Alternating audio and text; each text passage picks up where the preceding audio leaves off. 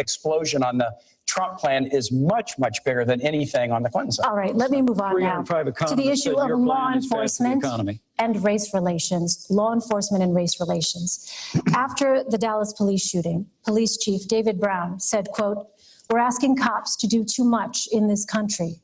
Every societal failure, we put it off on the cops to solve.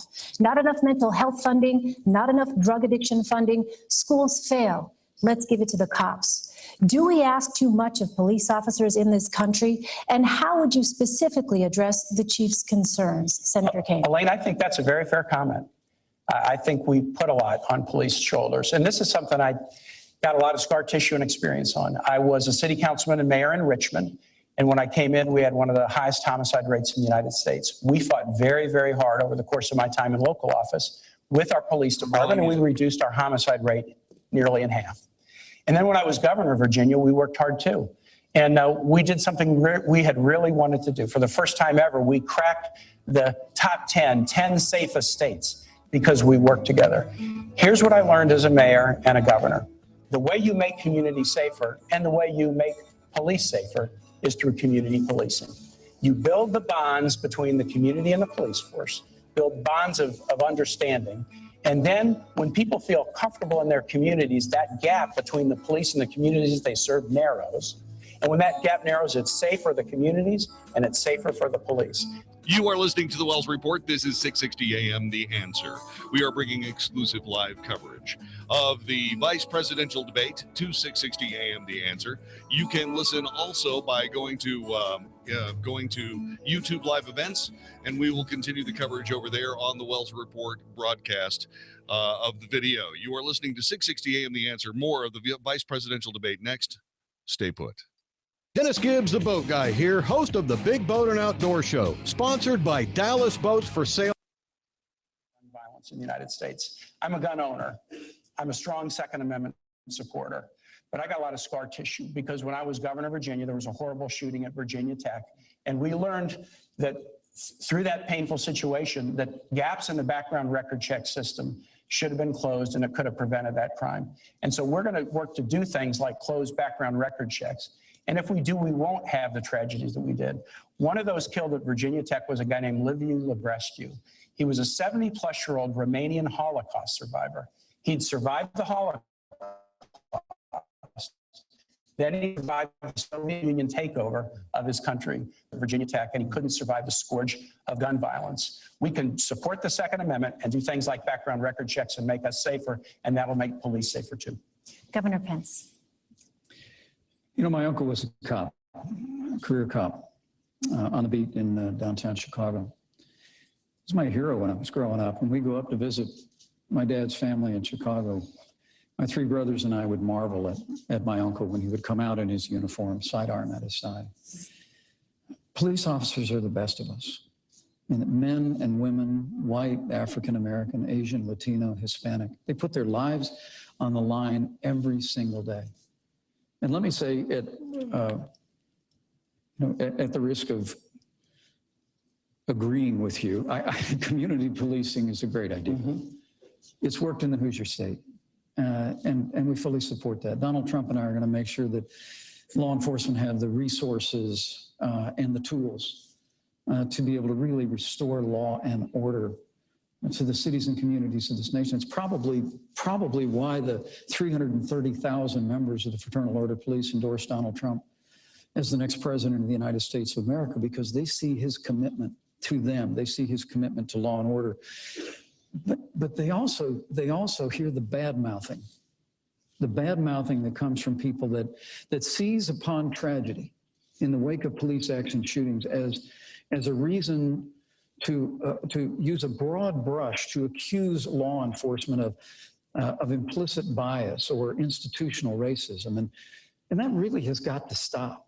I mean, when an African-American police officer in Charlotte named Brentley Vinson, an all-star football player who went to Liberty University here in the state, came home, followed his dad into law enforcement, joined the force in Charlotte in 2014, was involved in a police action shooting that claimed the life of Keith Lamont Scott. It was a tragedy. I mean, we mourn with those who mourn. We grieve with those who grieve. We're saddened at the loss of life. But Hillary Clinton actually referred to that moment as an example of implicit bias in the police force, where she used, when she was asked in the debate a week ago whether there was an implicit bias in law enforcement, her only answer was that there's implicit bias in everyone in the United States. I just think what we ought to do is we ought to stop seizing on these moments of tragedy. We ought to assure the public that we'll have a full and complete and transparent investigation whenever there's a loss of life because of police action. But Senator, please, enough of this seeking every opportunity to demean law enforcement broadly by making the accusation of implicit bias every time tragedy occurs. Elaine, people shouldn't be afraid to bring up issues of bias in law enforcement. And if you're afraid to have I'm not afraid to bring that up. If you're afraid to have the discussion, you'll never solve it. And so here's an example, heartbreaking. We would agree this is a heartbreaking example. The guy, Philando Castile, who was killed in St. Paul. He was a worker, a valued worker in a local school. And he was killed for no apparent reason in an incident that will be discussed and will be investigated. But when folks went and explored this situation, let them do it all, but it starts with the carpets. $29 a room, pre-treated, clean, sanitized. 214-37-CLEAN, 214-37-CLEAN, or ZeroResDFW.com. Have you ever considered joining the military but stopped because you couldn't deploy to a foreign country? Believe it or not, the state of Texas has its own military force that stands alongside the Texas National Guard, the Texas Air National Guard, and serves only inside the state of Texas. It's called the Texas State Guard. I'm Tech Sergeant John Wells of the 4th Air Wing, and we're looking for you to join us. Give us a call at 877-398-8350. That's 877-398-8350. If you love Texas as much as we do, join the 4th Air Wing of the Texas State Guard. 660 AM. 660 AM. The Answer. 660 AM. TheAnswer.com. The Wells Report. A daily good old-fashioned North Texas barbecue of anybody trying to take advantage of us on 660 AM. The Answer. You are listening to the Wells Report and exclusive live coverage of the vice presidential debate between Mike Pence and Tim Kaine. Our coverage continues. For nothing more than being just yourself. What would you say to Senator Scott about his experiences? Well, I have the deepest respect for Senator Scott, and he's a close friend. And what I would say is that we need to adopt criminal justice reform nationally. I signed criminal justice reform in the state of Indiana, Senator, and we're very proud of it. I worked when I was in Congress on the Second Chance Act. We have got to do a better job recognizing and correcting the errors in the system that do reflect on institutional bias in criminal justice. But what Donald Trump and I are saying is, let's not have the reflex of assuming the worst of men and women in law enforcement. We truly do believe that law enforcement is not a force for racism or division in our country. Scott, Governor? Law enforcement in this country is a force for good.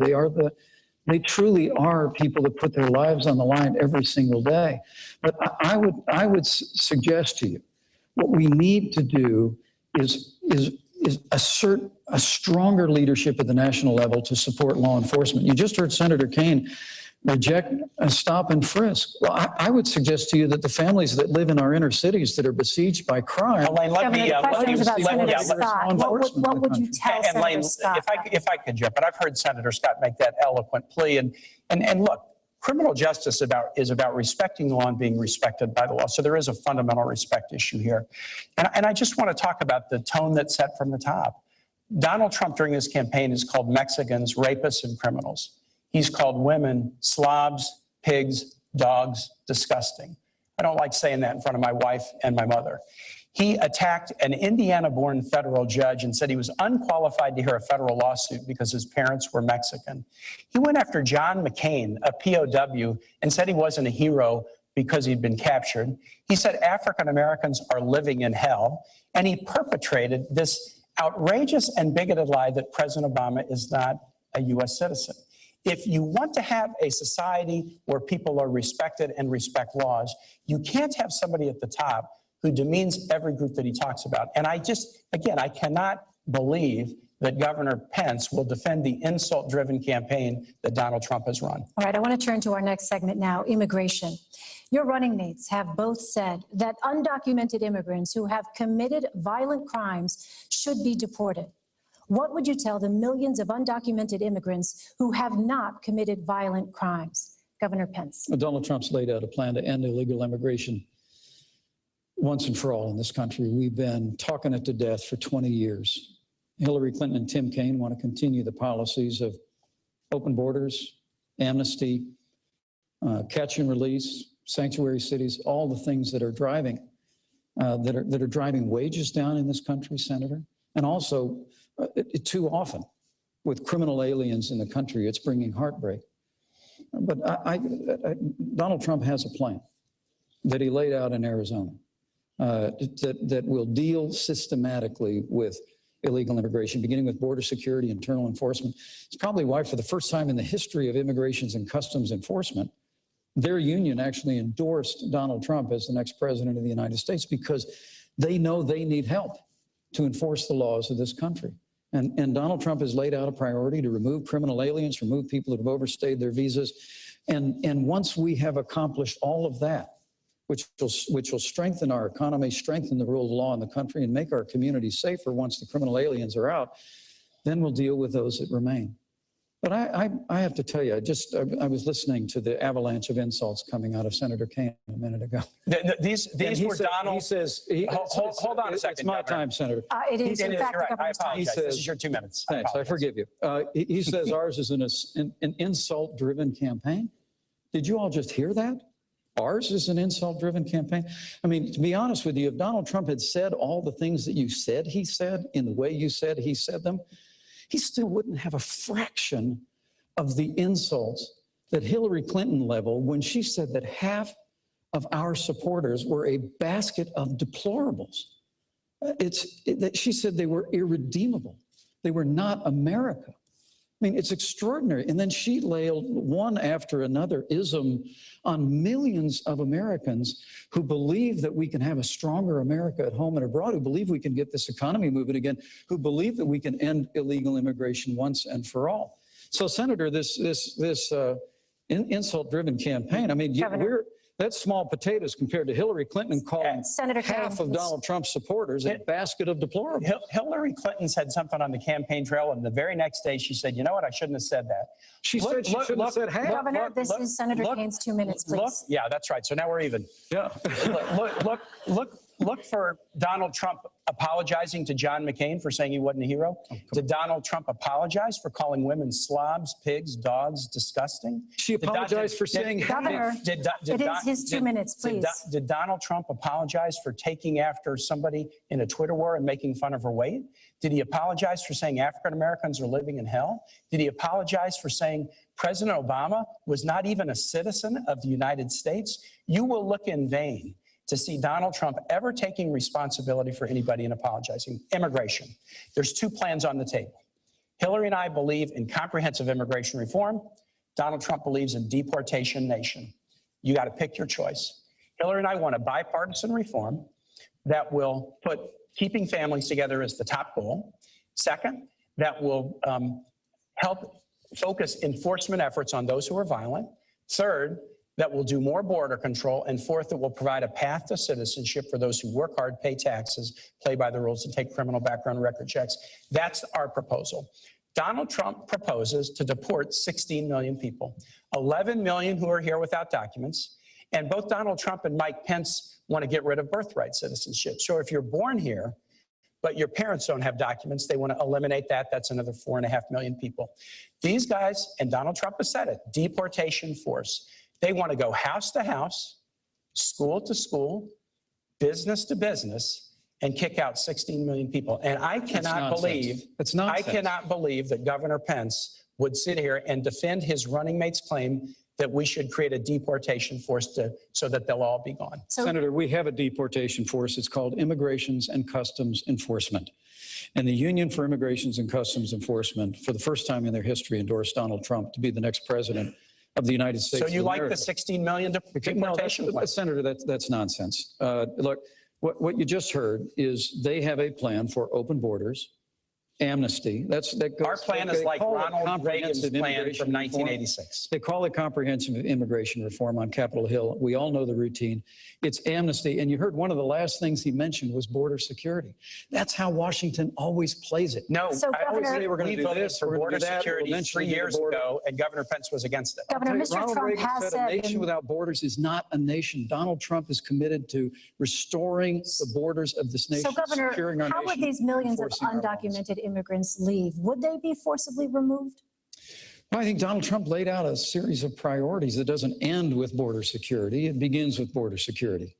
And after we secure the border, not only build a wall, but beneath the ground and in the air, we do internal enforcement. But he said the focus has to be on criminal aliens. We just had a conversation about law enforcement. We just had a conversation about the violence that's besetting our cities. The reality is that there's heartbreak and tragedy that has struck American families because people that came into this country illegally are now involved in criminal enterprise and activity, and we don't have the resources or the will to deport them systematically. Donald Trump has said we're going to move those people out, people who've overstayed their visas. We're going to enforce the law of this country. We're going to strengthen immigrations and customs enforcements with more resources and more personnel to be able to do that. And then Donald Trump has made it clear, once we've done all of those things, that we're going to reform the immigration system that we have, just where have to people correct can come Governor into Pence. this country. That's the order that you should do it.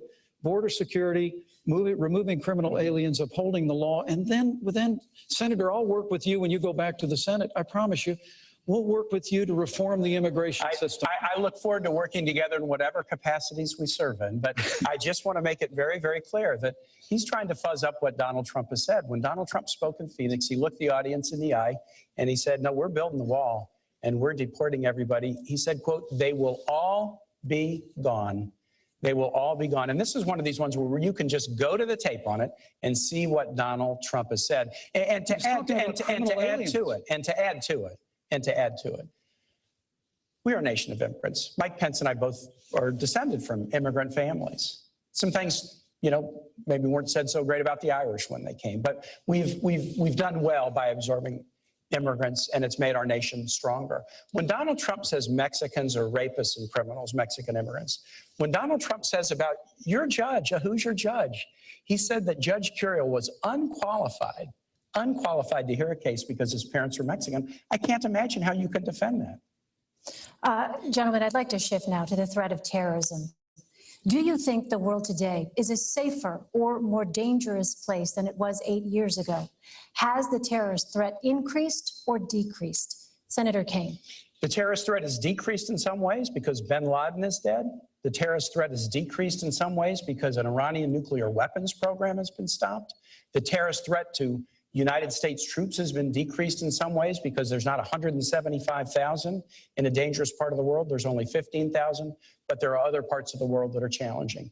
Let me tell you this, to beat terrorism, there's only one candidate who can do it, and it's Hillary Clinton. Remember, Hillary Clinton was the senator from New York on 9/11. She was there at the World Trade Center when they were still searching for victims and survivors. That seared onto her the need to beat terrorism. And she's got a plan to do it. She was part of the national security team that wiped out bin Laden. Here's her plan to defeat ISIL. First, we got to keep taking out their leaders on the battlefield. She was part of the team that got bin Laden. She'll lead the team that will get Abu Bakr al-Baghdadi, the head of ISIS. Second, we got to disrupt financing networks. Third, disrupt their ability to recruit on the internet in their safe havens. But fourth, we also have to work with allies to share and surge intelligence. That's the Hillary Clinton plan. She's got the experience to do it. Donald Trump.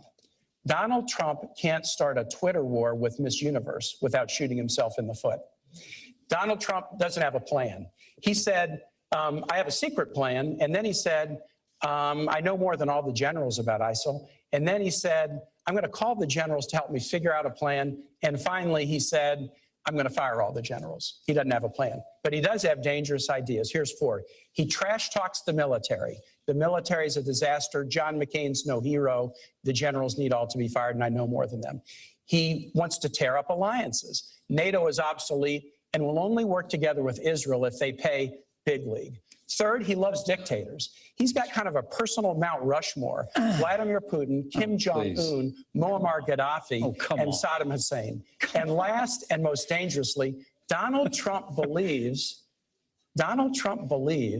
that the world will be safer if more nations have nuclear weapons. He said Saudi Arabia should get them, Japan should get them, Korea should get them. And when he was confronted with this and told, wait a minute, terrorists could get those, proliferation could lead to nuclear war, here's what Donald Trump said, and I quote, "Go ahead, folks, enjoy yourselves." I'd love to hear Governor Pence tell me what's so enjoyable or comical about nuclear war.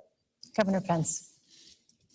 Did you work on that one a long time? Because that had a lot of really creative lines in it. Well, I'm going to see if you can defend any of it. Look, I can defend. I can make it very clear to the American people. After traveling millions of miles as our Secretary of State, after being the architect of the foreign policy of this administration, America is less safe today than it was the day that Barack Obama became president of the United States. It's absolutely inarguable. We've weakened America's place in the world. It's been a combination of factors, but mostly it's been a lack of leadership. I mean, I will give you, and I was in Washington, D.C. on 9/11. I saw the clouds of smoke rise from the Pentagon. I was in Virginia, where the Pentagon's I know you were. We all lived through that day as a nation. It was heartbreaking. And I want to give this president credit for bringing Osama bin Laden to justice. But the truth is, Osama bin Laden led al-Qaeda. Our primary threat today is ISIS. And because Hillary Clinton failed to renegotiate a status of forces agreement that would have allowed some American combat troops to remain in Iraq and secure the hard-fought gains the American soldier had won by 2009, ISIS was able to be literally conjured up out of the desert, and it's overrun vast areas that the American soldier had won in Operation Iraqi Freedom. My heart breaks for the likes of Lance Corporal Scott Zabowski. He fell in Fallujah in 2005. He fought hard through some of the most difficult days in Operation Iraqi Freedom. And he paid the ultimate sacrifice to defend our freedom and secure that nation. And that nation was secured in 2009. But because Hillary Clinton and Barack Obama failed to provide a status of forces agreement and leave sufficient troops in there, we are back at war. The president just ordered more troops on the ground. We are back at war in Iraq. And Scott Zabowski, whose mom would always come to Memorial Day events in Newcastle, Indiana to see me, and I'd always give her a hug and tell her we're never going to forget our son, and we never will. Scott Zabowski and the sacrifices the American soldier made were squandered in Iraq. All right, so that's Mike Pence speaking on behalf of the Donald Trump campaign regarding the status of force agreement in Iraq. You are listening to special live coverage, exclusive live coverage indeed, of the vice presidential debate on 660 AM The Answer. Tim Kaine, Mike Pence going at it tonight in Virginia on 660 AM The Answer. Back with more in just a moment.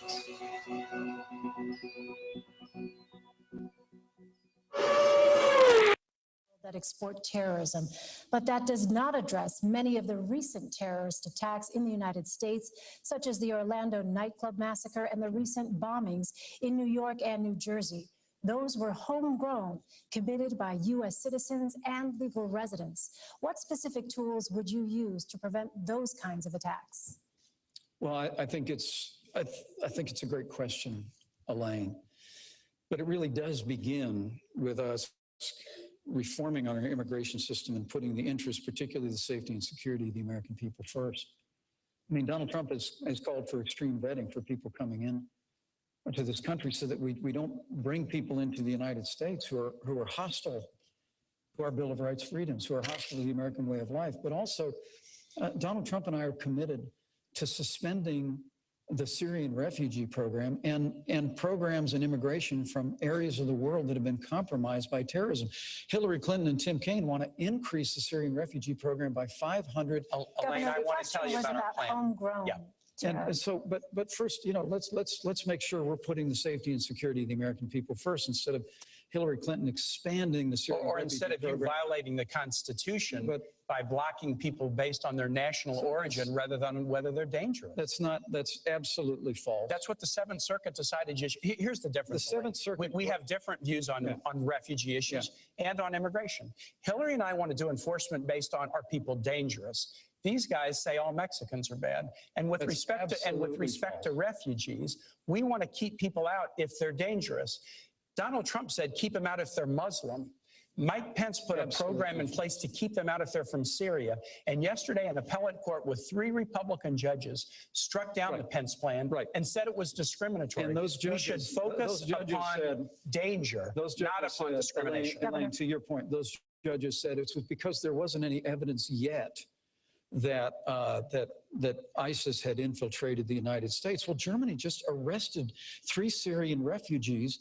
Well, I know connected that's to ISIS. but they told you there's a right way and a wrong way to do it. But look, if you're going to be critical of me on that, that's fair game. I will tell you, after 2 Syrian refugees were involved in the attack in Paris that is called Paris's 9/11. As governor of the state of Indiana, I have no higher priority than the safety and security of the people of my state. But Governor so you Pence, bet I suspended that program. But Governor Pence, and I stand by that decision. And if I'm vice president of the United States or Donald Trump is president, we're going to put the safety and security of the American people first. Can we just be clear? Hillary and I will do immigration enforcement and we'll vet refugees based on whether they're dangerous or not. We won't do it based on discriminating against you from the country you come from or the religion that you But the practice. problem with that is completely antithetical to the Jeffersonian values of equality. Elaine, the director of the FBI or Homeland Security said, we can't know for certain who these people are coming from Syria. And when we don't let them know, we don't let them in. So the when FBI, we don't know who they are, we don't let them in. The FBI and Homeland Security said, we can't know for certain. You've got to err on the side of the safety and security of the American people, Senator. I understand by trashing all Syrians, for trashing all Muslims. Senator Kaine, let me ask you this. Secretary Clinton has talked about an intelligence surge. Yes. What exactly would an intelligence surge look like, and how would that help identify terrorists with no operational connection to a foreign terrorist organization? Intelligence surge is 2 things, Elaine. It's 2 things. It's first, dramatically expanding our Too late. No appointments necessary, and it's free with most insurance. Rite Aid. With us, it's personal. Flu vaccines available while supplies last. Age restrictions apply in some states. See pharmacy for details. There's no real ladylike way of describing this, is there? Shonda Pierce, the queen of clean comedy, is back with the Happily Laughter After Tour. This ain't pretty, Bill. We're going to tell you how it really is. Come see Shonda Pierce and special guest Karen Williams and the Happily Laughter After Tour. For details and ticket information, visit awakeningevents.com. The 94.9 KLTY Dallas Baptist University Concert Series, Saturday, October 8th at Cottonwood Creek Church in Allen. Get tickets at iTickets.com. 660 AM, The Answer. 660 AM, TheAnswer.com. You're hearing tomorrow's front page on The Wells Report with Jon-David Wells on 660 AM, The Answer. You are listening to the exclusive coverage of the vice presidential debate on 660 AM, The Answer. Tim Kaine and Mike Pence talking about national security. The sanctions regime around the world that stopped the Iranian nuclear weapons program, and that's what an intelligence surge means. Better skill and capacity, but also better alliance. All right, I'd like to turn now to the tragedy in Syria. Can I speak about the cybersecurity surge at all? You can have 30 seconds, Governor, quickly, please. First, Donald Trump just spoke about this issue this week. We have got to bring together the best resources this country to understand that cyber warfare is the new warfare of the asymmetrical enemies that we face in this country. And I look forward, if I'm privileged to be in this role of working with you in the Senate, to make sure that we resource that effort. We will work together in whatever roles we inhabit. We have an intelligence serve. But I will also tell you that it's important in this moment to remember that Hillary Clinton had a private server in her home that had classified information on it about drone strikes. Emails from the President of the United States of America were on there. Her private server was subject to being hacked by I'd like to ask you about Syria. We could put cybersecurity first if we just make sure the next Secretary of State doesn't investigation. All right, and so what we have here is we have an invocation of cybersecurity, the Hillary Clinton server, and then interruptions by not just Tim Kaine, but also interruptions by the debate moderator. This is the vice presidential debate exclusive live coverage on 660 AM The Answer. How much of your life are you losing because of pain? I'm Dr. Chad Glines, D.C. at Genesis Baptist. Absolutely. Because Gentlemen, the FBI did an investigation. Gentlemen. And they concluded that there was Senator, no reasonable prosecutor who would take it further. Senator Kaine, Governor Pence, please. Syria. I want to turn now to Syria. 250,000 people, 100,000 of them children, are under siege in Aleppo, Syria. Bunker buster bombs, cluster munitions, and incendiary weapons are being dropped on them by Russian and Syrian militaries. Does the U.S. have a responsibility to protect civilians and prevent mass casualties on this scale? Governor Pence. The United States of America needs to begin to exercise strong leadership to protect the vulnerable citizens and over 100,000 children in Aleppo. Hillary Clinton's top priority when she became Secretary of State was the Russian reset. The Russian reset. After the Russian reset, the Russians invaded Ukraine and took over Crimea. And the small and bullying leader of Russia is now dictating terms to the United States to the point where all the United States of America, the greatest nation on earth, just withdraws from talks about a ceasefire while Vladimir Putin puts a missile defense system in Syria while he marshals the forces and begins. Look, we have got to begin to lean into this with strong, broad-shouldered American leadership. It begins by rebuilding our military. I mean, the Russians and the Chinese have been making enormous investments in the military. We have the smallest Navy since 1916. We have the lowest number of troops since the end of the Second World War. We've got to work with the Congress and Donald Trump will to rebuild our military and project American strength in the world. But about Aleppo and about Syria, I truly do believe that what America ought to do right now is to immediately establish safe zones so that families and vulnerable families with children can move out of those areas, work with our Arab partners real time right now to make that happen. And secondly, I just have to tell you that the provocations by Russia need to be met with American strength.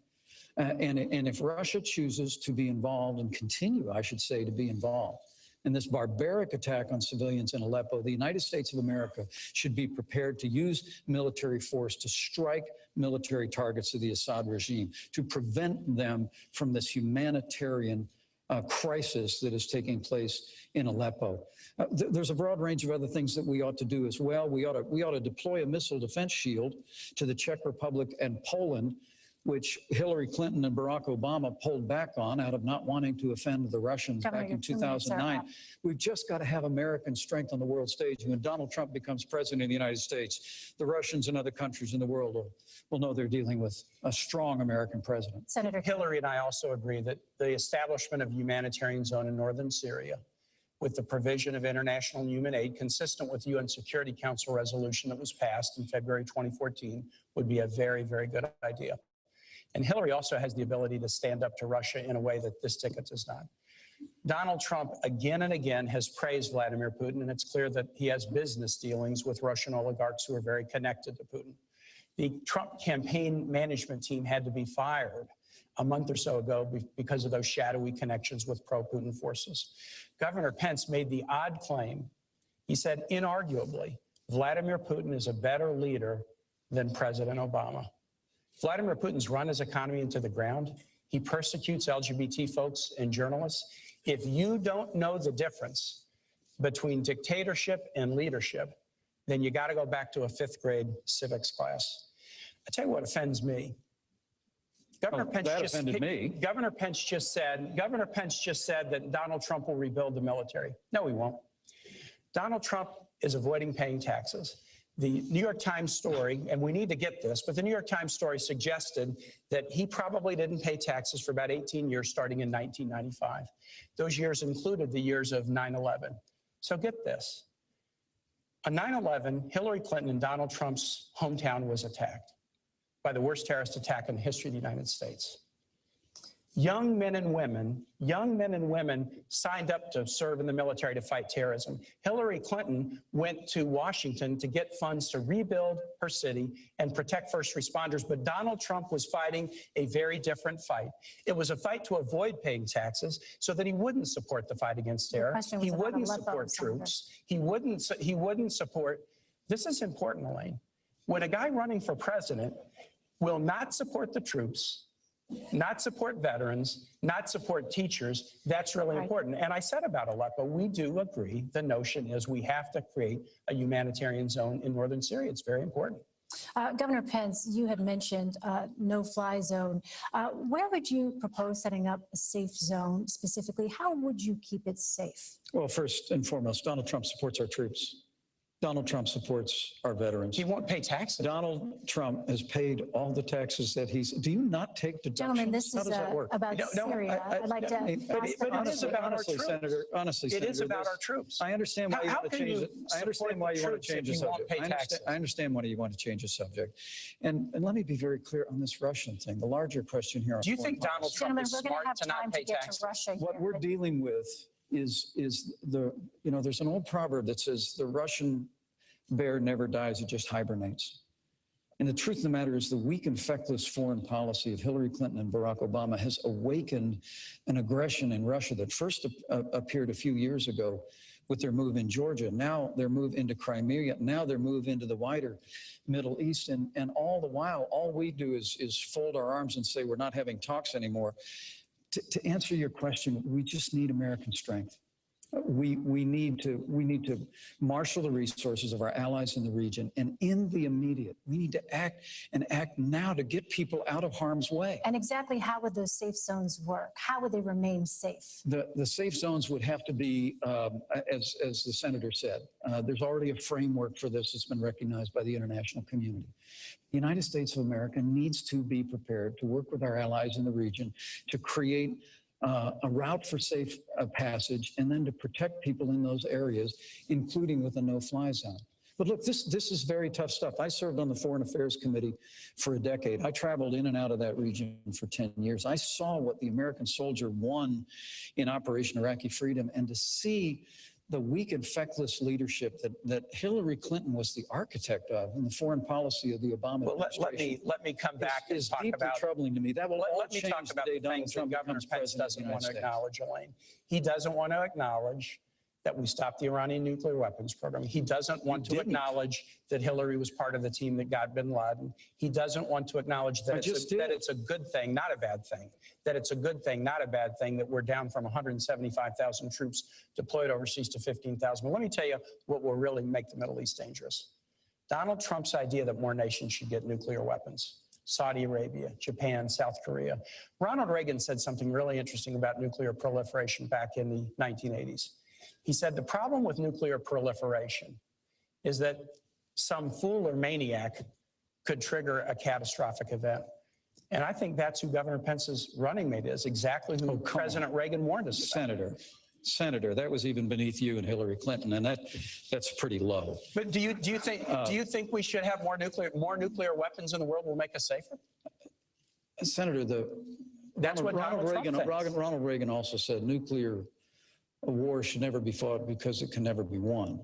And the United States of America needs to make investments in modernizing our nuclear force. But can you defend Donald Trump's claim that more nations should get nuclear? To our allies. But let me go back to this Iran thing. I mean, he keeps saying that that Hillary Clinton, who started the deal with the Iranians, prevented Iran from getting a nuclear weapon. That's what the Israeli head of the Joint Chiefs of Staff is saying right now. Well, that's not what Israel thinks. Gadi Eisenkot, you can go.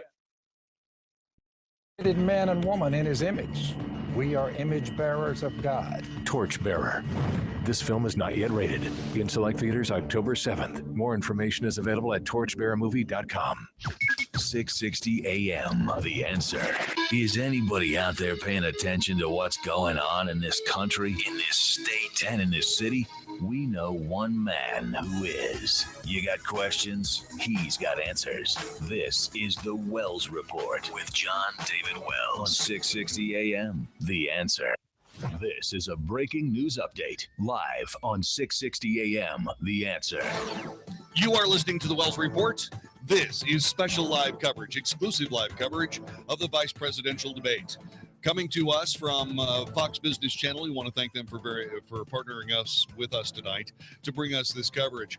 There was something that happened during the break. Kaine, the Democrat vice presidential candidate, evoked that Ronald Reagan once said that some kook would perhaps touch off a nuclear exchange from some small country with nuclear weapons on the point of nuclear proliferation.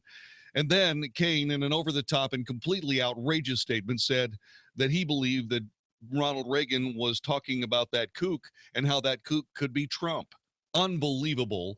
And Mike Pence jumped all over it. The debate continues here on 660 AM. The Answer. Russia. Russian President Vladimir Putin invaded Ukraine, annexed Crimea, and has provided crucial military support to the Assad regime. What steps, if any, would your administration take to counter these actions, Senator Kaine? You got to be tough on Russia. So let's start with not praising Vladimir Putin as a great leader. Donald Trump and Mike Pence have said he's a great leader. And Donald Trump has business dealings with Russia that he refuses to disclose. Hillary Clinton has gone toe-to-toe with Russia. She went toe-to-toe with Russia as Secretary of State to do the New START agreement to reduce Russia's nuclear stockpile. She's had the experience doing it. She went toe-to-toe with Russia and lodged protests when they went into Georgia. And we've done the same thing about Ukraine, but more than lodging protests, we've put punishing economic sanctions on Russia that we need to continue. Donald Trump, on the other hand, didn't know that Russia had invaded the Crimea. Oh, that's nonsense. He was on a TV show a couple months back, and he said, I'll guarantee you this, Russia's not going into the Ukraine. And he had to be reminded that they had gone into the Crimea 2 years before. Hillary Clinton has gone toe-to-toe with Russia to work out a deal on New START.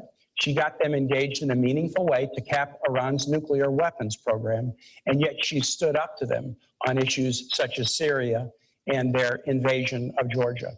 You've got to have the ability to do that, and Hillary does. On the other hand, in Donald Trump, you have somebody who praises Vladimir Putin all the time. America should really wonder about a President Trump who had a campaign manager with ties to Putin, pro-Putin elements in the Ukraine, who had to be fired for that reason. They should wonder, when Donald Trump is sitting down with Vladimir Putin, is it going to be America's bottom line, or is it going to be Donald Trump's bottom line that he's going to be worried about with all of his business dealings? Now, this could be solved if Donald Trump would be willing to release his tax returns, as he told the American public that he would do. And I know he's laughing at this, but every president... What's it got to do with Russia? Every president since Richard Nixon has done it.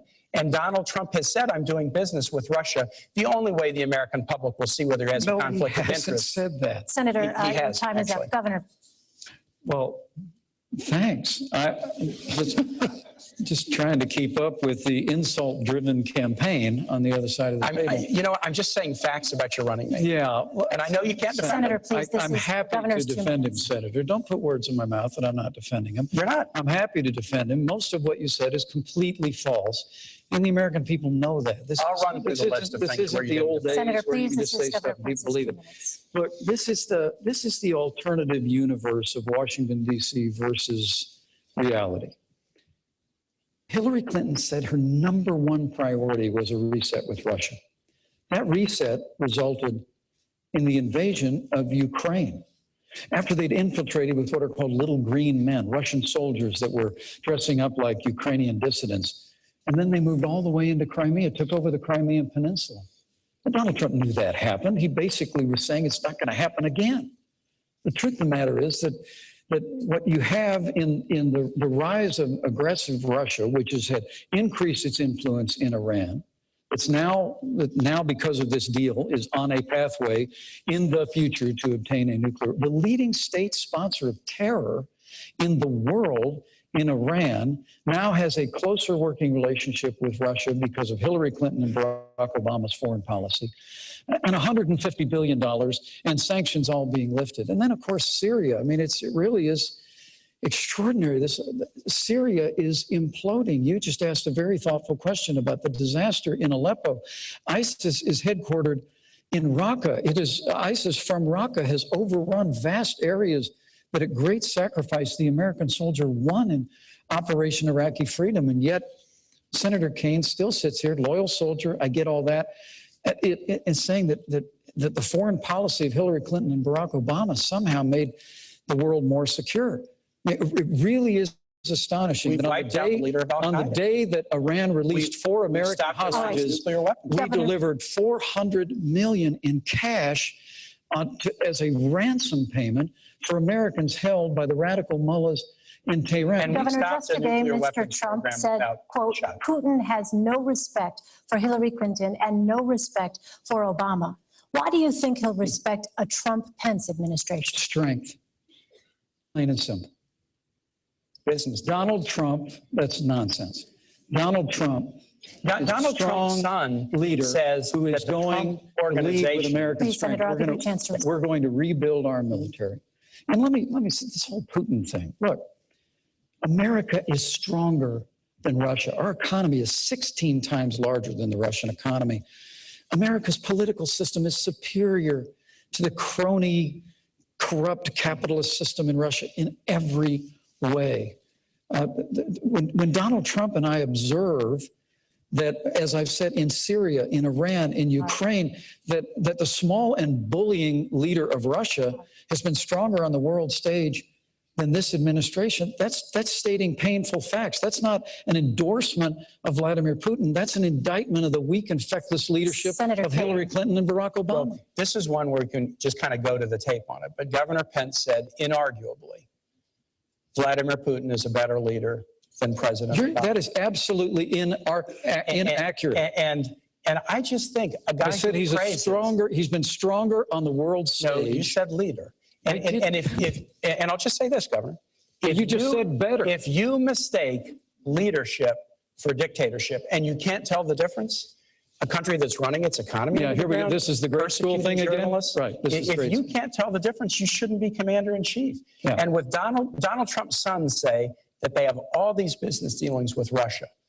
Those could be disclosed with tax returns, but they refuse to do them. Americans need to worry about whether Donald Trump will be watching out for America's bottom line or his own bottom line. Senator Kaine, what went wrong with the Russia reset? Vladimir Putin. Vladimir Putin is a dictator. And what would you do differently? Vladimir Putin is a dictator. He's not a leader. Anybody who thinks otherwise doesn't know Russian history and they don't know Vladimir Putin. Hillary Clinton knows exactly who this guy is. John McCain said, I look in his eyes and I see KGB, and Hillary kind of has that same feeling. So how do you deal with them? We do have to deal with Russia in a lot of different ways. There are areas where we can cooperate. So it was Hillary Clinton who worked with Russia on the New START treaty to reduce their nuclear weapons stockpile. It was Hillary Clinton that worked with Russia to get them engaged in a community of nations to stop the Iranian nuclear weapons program without firing a shot. She's not going around praising Vladimir Putin as a great guy, but she knows how to sit down at a table and negotiate tough deals. This is a very challenging part of the world, and we ought to have a commander-in-chief who is prepared and done it, rather than somebody who goes around praising Vladimir Putin as a great leader. All right, I'd like to ask now about North Korea, Iran, and the threat of nuclear weapons. Mm-hmm. North Korea recently conducted its 5th and most powerful nuclear test. Right. What specific steps would you take to prevent North Korea from developing a nuclear-armed missile capable of reaching the United States? Governor Pence. Well, first, we need to make a commitment to rebuild our military, including modernizing our nuclear forces. And we also need an effective American diplomacy that will marshal the resources of nations in the Asian Pacific Rim to put pressure on North Korea, on Kim Jong-un, to abandon his nuclear ambitions. It has to remain the policy of the United States of America, the denuclearization of the Korean Peninsula, plain and simple. And when Donald Trump is president of the United States, we're not going to have the kind of posture in the world that has Russia invading Crimea and Ukraine, that has the Chinese building new islands in the South China Sea, that has literally the world, including North Korea, flouting American power. We're going to go back to the days of peace through strength. But I have to tell you that all this talk about tax returns, and I get it, you know, you want to keep bringing that up. It must have Until he well in meets his some promise. focus group. But here, Hillary Clinton and her husband set up a private foundation called the Clinton Foundation. While she was Secretary of State, the Clinton Foundation accepted tens of millions of dollars from foreign governments and foreign donors. Now y'all need to know out there, this is basic stuff. Foreign donors and certainly foreign governments cannot participate in the American political process. They cannot make financial contributions. But the Clintons figured out a way to create a foundation where foreign governments and foreign donors could donate millions of dollars. And then we found, thanks to the good work of the Associated Press, that more than half of her private meetings when she was Secretary of State were given to major donors of the Clinton Foundation. When you talk about all these baseless rumors about Russia and the rest, Hillary Clinton, you asked the trustworthy question at the very beginning. The reason the American people don't trust Hillary Clinton is because they are looking at the pay-to-play politics that she operated with the Clinton Foundation through a private server while she's Secretary of State. And they're saying enough is enough. Senator Kaine. I'm going to talk about the foundation, then I'll talk about North Korea. So on the foundation, I am glad to talk about the foundation. The Clinton Foundation is one of the highest rated charities in the world. It provides AIDS drugs to about 11.5 million people. It helps Americans deal with opioid overdoses. It gets higher rankings for its charity than the American Red Cross does. The Clinton Foundation does an awful lot of good work. Hillary Clinton, as Secretary of State, took no action to benefit the foundation. The State Department did an investigation, and they concluded that everything Hillary Clinton did as Secretary of State was completely in the interest of the United States. So the foundation does good work, and Hillary Clinton, as Secretary of State, acted in the interest of the United States. But let's compare this now with the Trump Organization and the Trump Foundation. The Trump Organization is an octopus-like organization with tentacles all over the world, whose conflict of interest could only be known if Donald Trump would release his tax returns. He's refused to do it. His sons have said that the organization has a lot of business dealings in Russia. And remember, the Trump Organization is not a nonprofit. It's putting money into Donald Trump's pockets and into the pockets of his children, whereas the Clinton Foundation is a nonprofit and no Clinton family member draws any salary. The Trump Foundation is a nonprofit. In addition, Donald Trump has a foundation. The foundation was just fined for illegally contributing foundation dollars to a political campaign of a Florida Attorney General. They made an illegal contribution, and then they tried to hide it by disguising it as somebody else. And the person they donated to was somebody whose office was charged with investigating Trump University. This is the difference between a foundation that does good work and a Secretary of State who acted in accordance with American interests, and somebody who is conflicted in doing work around the world and won't share with the American public what he's doing and what those conflicts are. Governor, I will give you 30 seconds to respond because I know you want to, but again, I would remind you both this was about North Korea. Well, thank you. Thank you. The Trump Foundation is a private family foundation. They give virtually every cent in the Trump Foundation to charitable causes. Less than 10 cents on the dollar in the Clinton Foundation has gone to charitable causes. $20,000 portrait of Donald Trump. 10 cents on the dollar, the Clinton Foundation has gone to charitable causes. 90%. It has been a platform for the Clintons to travel the world. You are listening to exclusive live coverage of the vice presidential debate on 660 AM The Answer. Turning into the Tim Kaine Interruption Show. This is the Wells Report on 660 AM The Answer.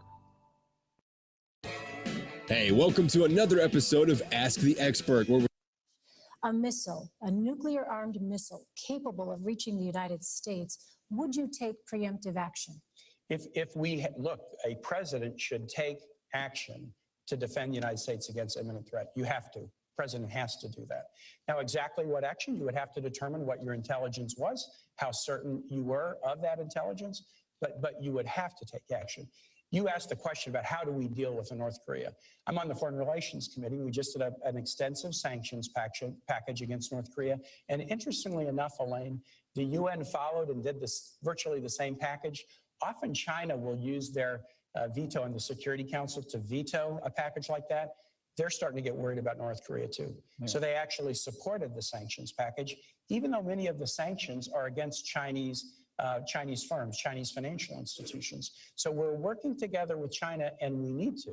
China is another one of those relationships where it's competitive, it's also challenging, and in times like North Korea, we have to be able to cooperate.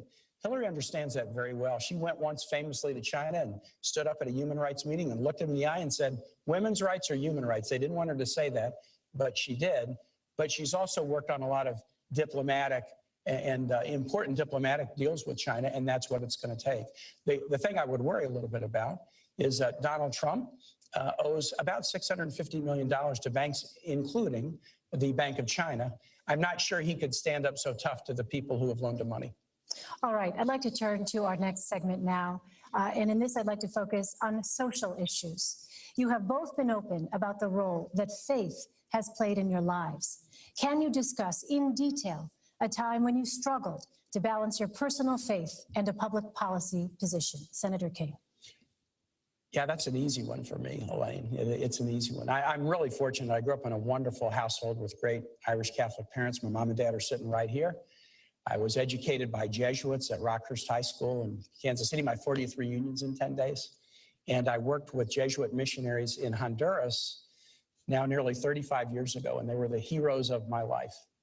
I try to practice my religion in a very devout way and follow the teachings of my church in my own personal life. But I don't believe in this nation, a First Amendment nation, where we don't raise any religion over the other and we allow people to worship as they please, that the doctrines of any one religion should be mandated for everyone. Did it all online. I did it, and you can too. Call Liberty University now at 800-424-9595. That's 800-424-9595, 800-424-9595, or visit liberty.edu/online. Flexible, affordable, possible. Liberty University online. If you've got questions, we've got answers. 660 AM. The Answer. Isn't thinking so much more fun than getting yelled at? The Wells Report on 660 AM. The Answer. You are listening to special, exclusive live coverage of the vice presidential debate on the Wells Report here on 660 AM. The Answer. As we were in a break, the moderator turned to social issues for the debate, and we started hearing Tim Kaine talk about his Irish Catholic roots. He is continuing to speak in his 2-minute section, and then Mike Pence will speak to the same issues. Everybody else in society, regardless of their views. Governor Pence. Well, it's a wonderful question. And my Christian faith is at the very heart of who I am. I was also raised in a wonderful family of faith. It was church on Sunday morning and grace before dinner, but my Christian faith became real for me when I made a personal decision for Christ when I was a freshman in college. And I've tried to live that out, however imperfectly, every day of my life since. And with my wife at my side, we've followed a calling into public service where we've tried to keep faith with the values that we cherish. And with regard to when I struggle, I appreciate and I have a great deal of respect for Senator Kaine's sincere faith. I truly do. That's shared. But for me, I would tell you that for me, the sanctity of life proceeds out of the belief that ancient principle that where God says, before you were formed in the womb, I knew you. And so for my first time in public life, I've sought to stand with great compassion for the sanctity of life. The state of Indiana has also sought to make sure that we expand alternatives in healthcare counseling for women, non-abortion alternatives. I'm also very pleased with the fact we're well on our way in Indiana to becoming the most pro-adoption state in America. I think if you're going to be pro-life, you should be pro-adoption. But what I can't understand is with Hillary Clinton and now Senator Kaine at her side is to support a practice like partial birth abortion. I mean, to hold to the view, and I know Senator Kaine, you hold pro-life views personally, but the very idea that a child that is almost born into the world could still have their life taken from them is just anathema to me. And I can't conscience about a party that supports that. Or that I know you've historically opposed taxpayer funding of abortion, but Hillary Clinton wants to repeal the long-standing provision in the law where we said we wouldn't use taxpayer dollars to fund abortion. So for me, my faith informs my life. I try and spend a little time on my knees every day, but it all for me begins with cherishing the dignity, the worth, the value of every human life. Elaine, this is a fundamental question, a fundamental question. Hillary and I are both people out of religious backgrounds. Her Methodist church experience was really formative for her as a public servant. But we really feel like you should live fully and with enthusiasm the commands of your faith. But it is not the role of the public servant to mandate that for everybody else. So let's talk about abortion and choice. Let's talk about that. We support Roe versus Wade. We support the constitutional right of American women to consult their own conscience, their own supportive partner, their own minister, but then make their own decision about pregnancy. That's something we trust American women to do that. And we don't think that women should be punished, as Donald Trump said they should, for making the decision to have an abortion. Governor Pence wants to repeal Roe versus Wade. He said he wants to put it on the ash heap of history. And we have some young people in the audience who weren't even born when Roe was decided. This is pretty important. Before Roe versus Wade, states could pass criminal laws to do just that, to punish women if they made the choice to terminate a pregnancy. I think you should live your moral values. But the last thing, the very last thing that government should do is have laws that would punish women who make reproductive choices. And that is the fundamental difference between a Clinton Kaine ticket and a Trump Pence ticket that wants to punish women. No, it's really not. Donald Trump and I would never support legislation that punished women who made the heartbreaking choice to end a pregnancy. Then why did Donald Trump say that? We just never would. Why did he say that? Well, look, he's not a polished politician like you and Hillary Clinton. And so, you know, well, I would admit that's not exactly the way he means it, but I'm telling you what other policy great line from the Gospel of Matthew. But from the fullness of the heart, the mouth speaks. Yeah. When Donald Trump says women should be punished, or Mexicans are rapists and criminals, I'm telling or John McCain's not a hero, he is showing you who he is. Senator. Again, Tim Kaine rolling right over the top of Mike Pence. During Mike Pence's reply, this is the vice presidential debate. Exclusive live coverage on the Wells Report here on 660 AM The Answer. We'll return with more in just a moment.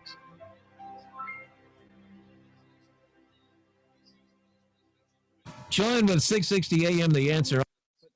There is a choice here, and it is a choice on life. I couldn't be more proud to be standing with Donald Trump, who's standing for the right to life.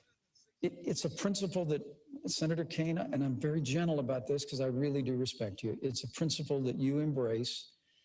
And I've appreciated the fact that you've supported the Hyde Amendment, which bans the use of taxpayer funding for abortion in the past, but that's not Hillary Clinton's view.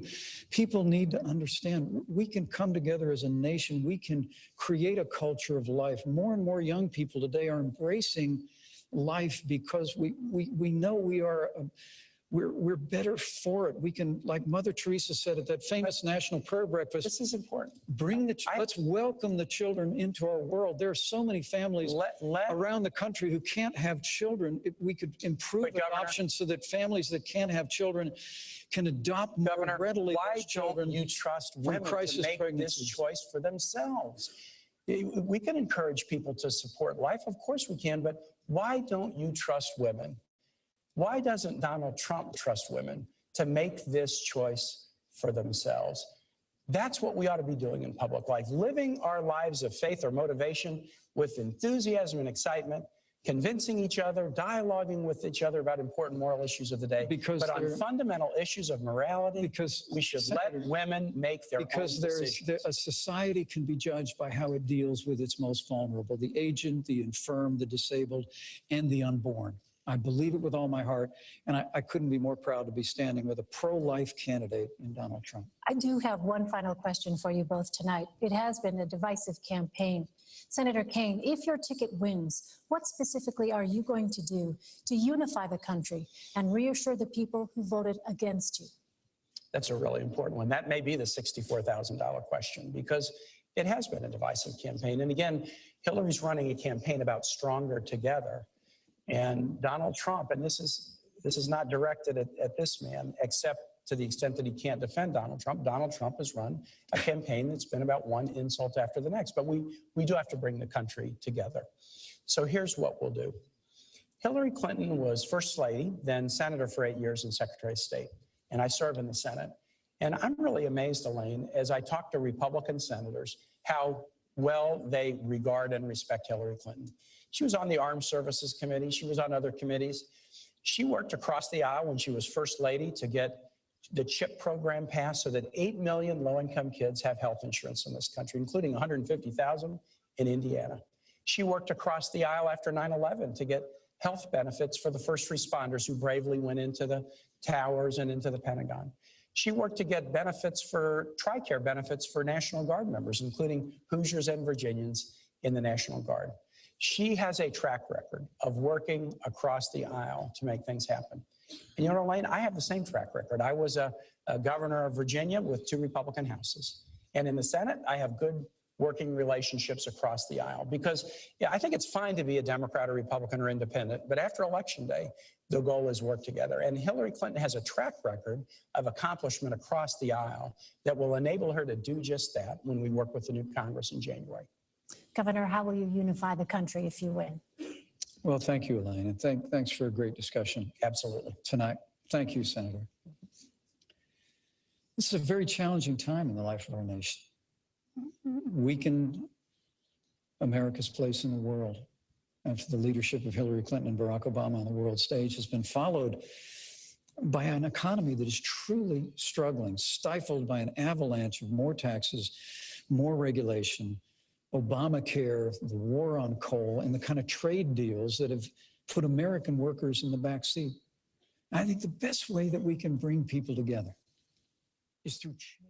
Weeks before the election. We will make America great again. Thank you. Anderson Cooper moderates the second presidential debate. Live coverage starts Sunday, 4 p.m. Eastern on CNN. 660 AM, The Answer. 660 AM, TheAnswer.com.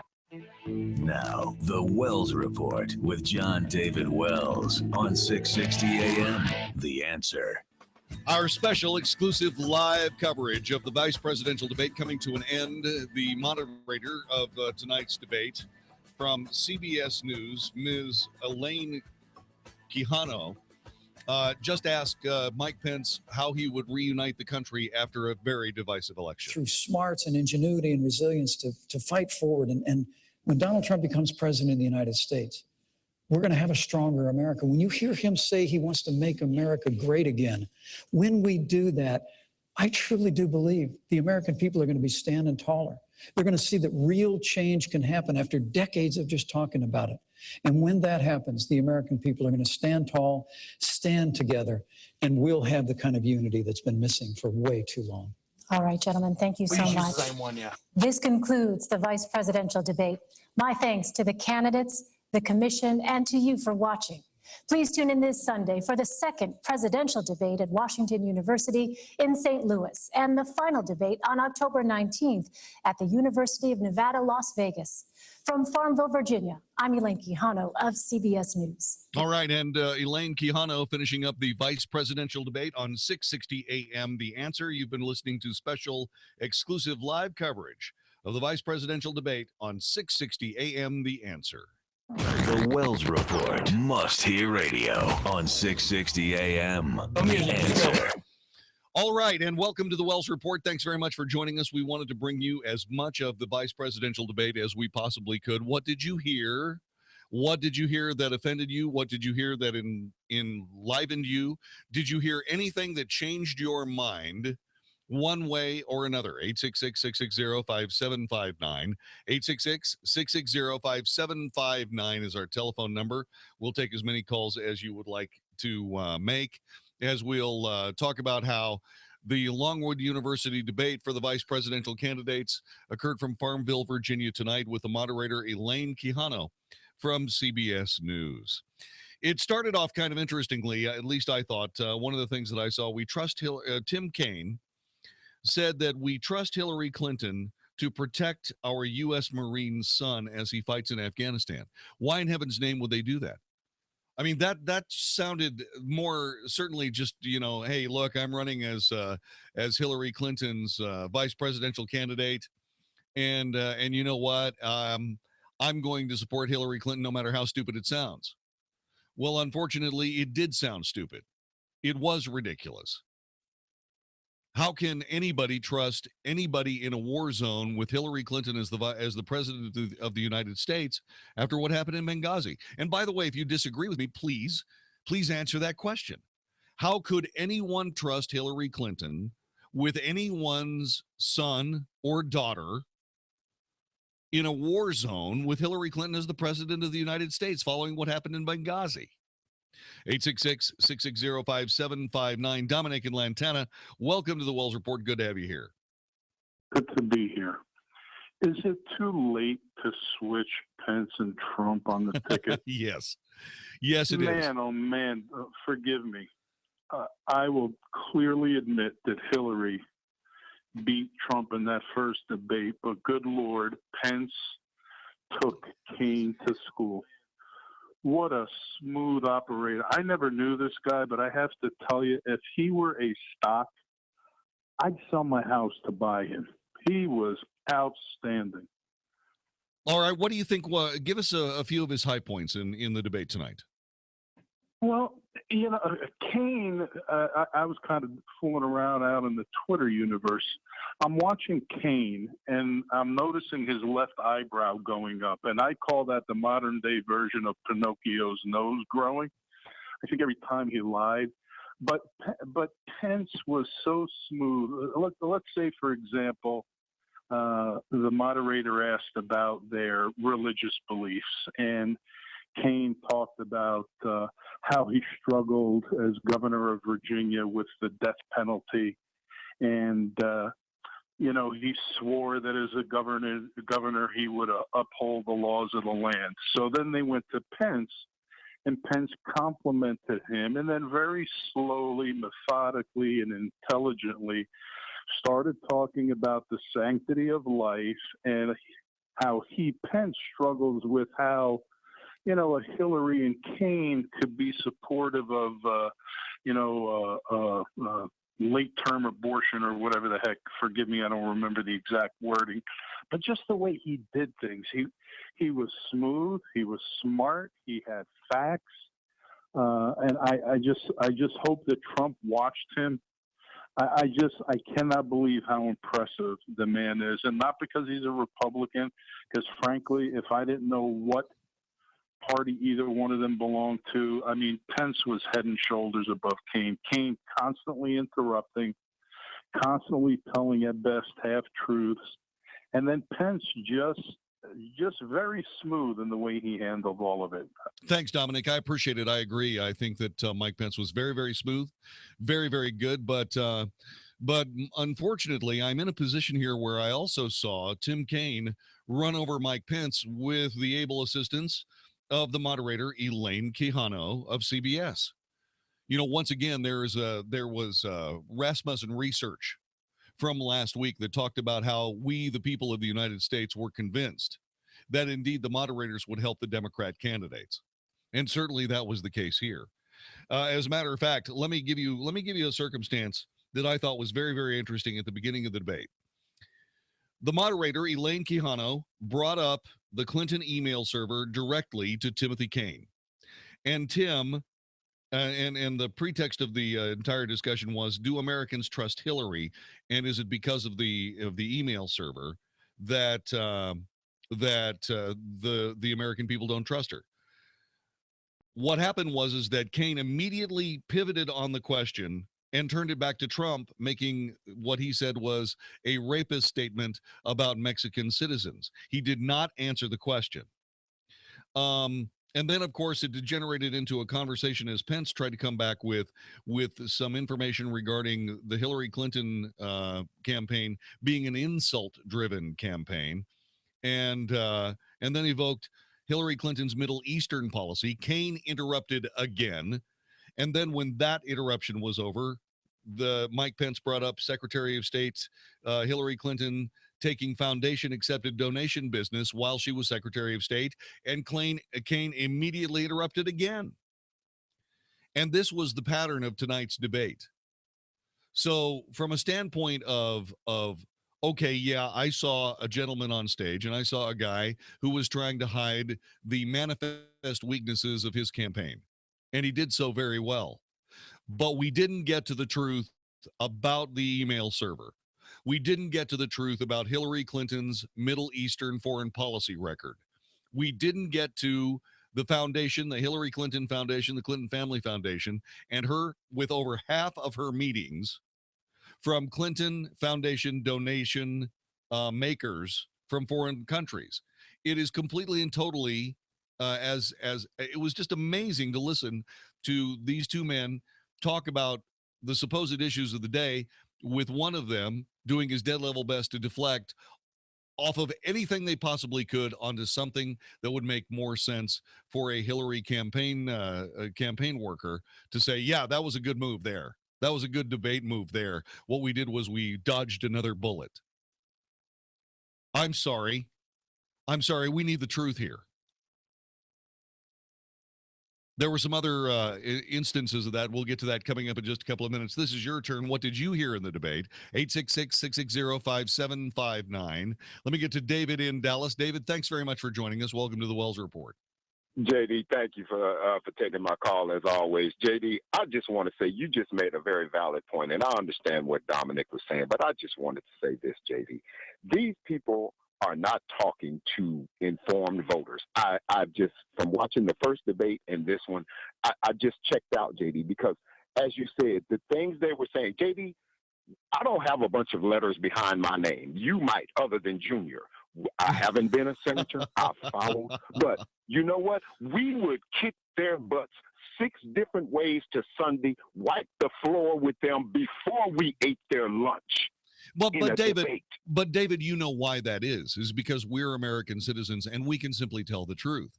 These guys are politicians, and what they're trying to do in the case of Timothy Kaine, what he's trying to do is he's trying to deflect all interest into the very serious problems with Hillary Clinton's campaign. And what Mike Pence is trying to do is trying to focus back on the Hillary Clinton campaign. If it was up to you and me to do this debate, what we could do is we could put them in impossible situations. But clearly that was not the case, as moderator Elaine Quijano of CBS only wanted to be known for the person who asked the questions and interrupted Mike Pence when his 2 minutes was up. And that's to those people who say, gosh, that debate looked rigged to me, you've got a lot of argument on your side saying, yeah, you know what, you might be right. Let me get to Tony in Denton. Tony, thanks very much for joining us. Welcome to the Wells Report. Hello. Hello, Jon-David. How are you doing? Life's good, man. Thanks very much for asking. That's great. What did you think of that debate tonight? Well, I thought that it was poorly handled by the moderator insofar as Mike Pence was run over a lot of times by Timothy Kaine. I thought that was ridiculous, and I thought it was improper, and I thought what it did was mask some of the things that needed to be talked about in this debate, specifically Hillary Clinton's email server, her conduct while Secretary of State taking donations from the Clinton Foundation from foreign powers, her Benghazi problems, her Middle East foreign policy problems. I thought that aside from that, it was really, really nice to get back to the end of the debate to these social issues that have nothing to do with anything. Absolutely nothing to do with anything, especially in the context of Hillary Clinton violating the Espionage Act. So aside from that, I really don't have much of an opinion at all on the debate. Well put. I thought many of the same things. So, David, I just wanted to ask, what is it with today's society? I've noticed, I grew up in central west Illinois, about 300 miles from Chicago, on the east bank of the Mississippi River, surrounded by cornfields. I went in the military, Army, when I was 17 years old, and I've been in Fort Campbell, where I got out at, and been in the Guard and Reserves ever since. 24 years. So, gaps in service and stuff in there, but I've noticed that throughout, even all the way back to when I was a child. You remember the old Willy Wonka movie with the one kid into one of the chocolate bars? He kept on with that agonistic way about begging for a chocolate bar and demanding it and everything. You remember those kids also that were in school that when they really didn't have an argument for anything, or they really didn't have a point, they just wanted their way, they would start acting like that. I feel like that's what I'm watching, but in an adult version. What is up with politicians in general today? Well, what's up is that the mainstream media does not hold them to a standard of lofty debate. What they're trying to do, you see, this is what happens. I've been talking about the mainstream media abandoning the truth and choosing sides. I've been talking about it for 15 years. I've been talking about it ever since I started doing the Wells Report. And this is the keystone problem in America right now. The reason that our politicians say such stupid things is because they are not immediately called on their stupidity by an active and fair and balanced media. You have your choice. You can have Fox News, which is biased right, or you can have CNN, which is biased left, and everybody else is pretty much either biased right or left, with more about biased left. And the din and the yelling and the ridiculous echo chamber of the left drowns out the reality of what I consider to be some well-reasoned policies and, oh, by the way, weaknesses of the left when it comes to where this country is at this moment. This country is in dire need of change. 72% of us say so. What change was Tim Kaine talking about tonight? Not much. Don in Dallas, Texas. Welcome to the Wells Report on 660 AM The Answer. Hello. Hey, I thought tonight's debate was the most absurd debate I've ever listened to in my life. I know there's always media bias, but this moderator was so biased. It was, I don't even know what Mike Pence had to say, because he kept getting stepped on, and she allowed it. And then she wouldn't allow, and Mike Pence had too much class to step on Tim Kaine. But, it was just, at some point, I thought, if it's going to be like this, why don't you just get up and walk off? Now, I know that's not going to happen. I know that's unrealistic. But, geez, that was unbelievable. I hear you. I hear you. Don't forget, by the way, there will be another Trump-Hillary debate watch party from 660 AM The Answer, Wednesday, October 19th, 7:30 p.m. at Studio Movie Grill, 13933 North Central Expressway in Dallas. Tickets are just $10. Get your tickets immediately. They're going to sell out immediately. Go to 660amtheanswer.com and get your tickets. The debate will be held at the University of Las Vegas, moderated by Chris Wallace. Will we see a real, fair, and balanced Chris Wallace moderating that debate? I sure hope so. This is the Wells Report. I know, you're a conservative. You're busy. You've got things to do. You can't lay around and wait for another government check to show up. So what should you do? What should you do? Well, I think what you should do is contact patriotmobile.com. As a matter of fact, I think you should get a Patriot Mobile cell phone, because you can get talk, text, and data plans starting at $45. You're saying it's some cut rate plan that won't. No, I'm not saying that at all. What I'm saying is it's the same quality talk, text, and data plans that you can get from these gigantic, bloated, liberal cell phone companies. Don't be taken in. Get in touch with a cell phone company that will let you spend 5% of the money that you give to them to supply you with cell phone service, and they'll put it on a conservative group that you specify as you get started here with PatriotMobile.com. I'm telling you, Patriot Mobile is the best thing to do. The latest and greatest cell phones, including phones for those who only want to talk and maybe text. That means you, Grandpa. Patriot Mobile even has a phone for you. Check out Patriot Mobile today. Mention or enter promo code WELLS. It's my name. WELLS. WELLS. At checkout, you'll waive activation fees for up to 2 lines. Get in touch right now. Enter or mention the promo code WELLS at checkout. Waive activation fees for up to 2 lines when you visit patriotmobile.com or call 1-800-A-PATRIOT. 1-800-A-PATRIOT. Tell them you heard about it on the Wells Report. More of the Wells Report is coming up next on 660 AM. The Answer. Hey, it's Mark Davis for my friends at Good Feet. One of the reasons it's such a joy to hang out with these folks is they have such great stories of helping people who have tried other things that did not work. And getting out of foot pain is a thing of joy to behold. Ask them at Plano, Fort Worth, and Southlake, the 3 locations of Good Feet, or go to goodfeetdfw.com. Listen, as one of the good folks at Good Feet talks about what it's like to help people, to watch them come in for a solution that actually works. For most of the people that walk in our store, it's been an ongoing, nonstop issue. They're searching, they're grasping at straws because they've been trying other products and they've bought something that they thought was going to help solve their problem, and it didn't. The good people of Good Feet with solutions that are real, not the plasticky gel, one-size-fits-most nonsense. Nope, but the sizes, the styles for men, for women. Get out of pain today. That foot pain can become back pain, hip pain, leg pain. GoodFeetDFW.com, Plano, Fort Worth, or Southlake. GoodFeetDFW.com. Check them out today. Listen to what Dave Ryan says about Andro 400. Andro 400, I really love it. It's amazing to me that I feel so good. I've lost 50 pounds. I was a size 38 waist. I've gone down to a 32 waist. My mood has changed.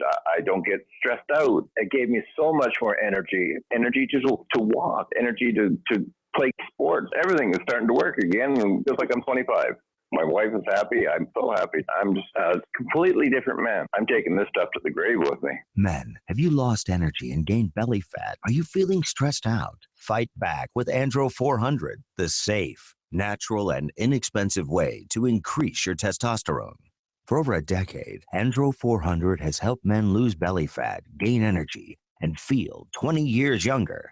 Go to andro400.com, andro400.com, or call 888-400-0435, 888-400-0435. Based on actual cases, results may vary, not a solicitation for legal services. Have you received a letter or personal visit from the IRS?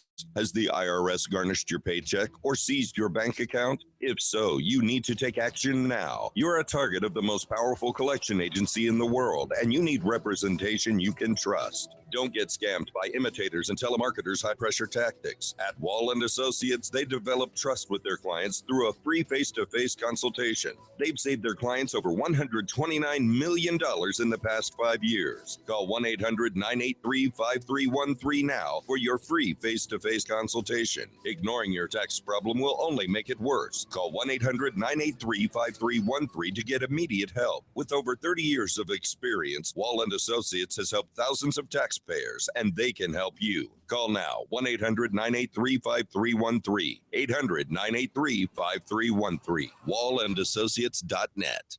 Welcome to Staples. Staples guy, I need a ton of supplies for my business, but I hate spending all that money. Well, it's a great time to stock up and save during Staples' Buy More, Save More event. Buy more, save more event? Yep, the more you buy, the more you save on everything for your office. Everything? Like pens and folders? Yep. I also need paper, file folders, storage bins, notepads, hand sanitizer, bubble roll. What else do I need? A shopping cart. You will definitely need a cart for all this stuff. The Buy More, Save More event right now at Staples. Make more happen. In store only. There's no real ladylike way of describing this, is there? Shonda Pierce, the queen of clean comedy, is back with the Happily Laughter After Tour. Hi, this ain't Pretty Bill. We're going to tell you how it really is. Come see Shonda Pierce and special guest Karen Williams and the Happily Laughter After Tour. For details and ticket information, visit awakeningevents.com. The 94.9 KLTY Dallas Baptist University Concert Series, Saturday, October 8th at Cottonwood Creek Church in Allen. Get tickets at itickets.com. You can listen on the go. Find us on iHeartRadio. 660 AM. The Answer. The Wells Report is on 660 AM. The Answer. You are listening to the Wells Report. My name is Jon-David Wells. Our telephone number is 866-660-5759. 866-660-5759. When the conversation turned to immigration, Mike Pence stood up and made points by talking about how Kaine and Clinton's plan would be the same old catch and release Border Patrol, and then mentioned that the Border Patrol has endorsed Trump and Pence, and then got back to Hillary Clinton's insult campaign, insult-driven campaign. Kaine interrupted again when Pence was making another point. See, here's the pattern of the debate.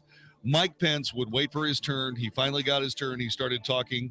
When he brought up either the server, or he brought up Benghazi, or when he brought up foreign policy, when he brought up the Russian reset, when he brought up any of the things that Hillary Clinton is desperately vulnerable on, Tim Kaine immediately interrupted.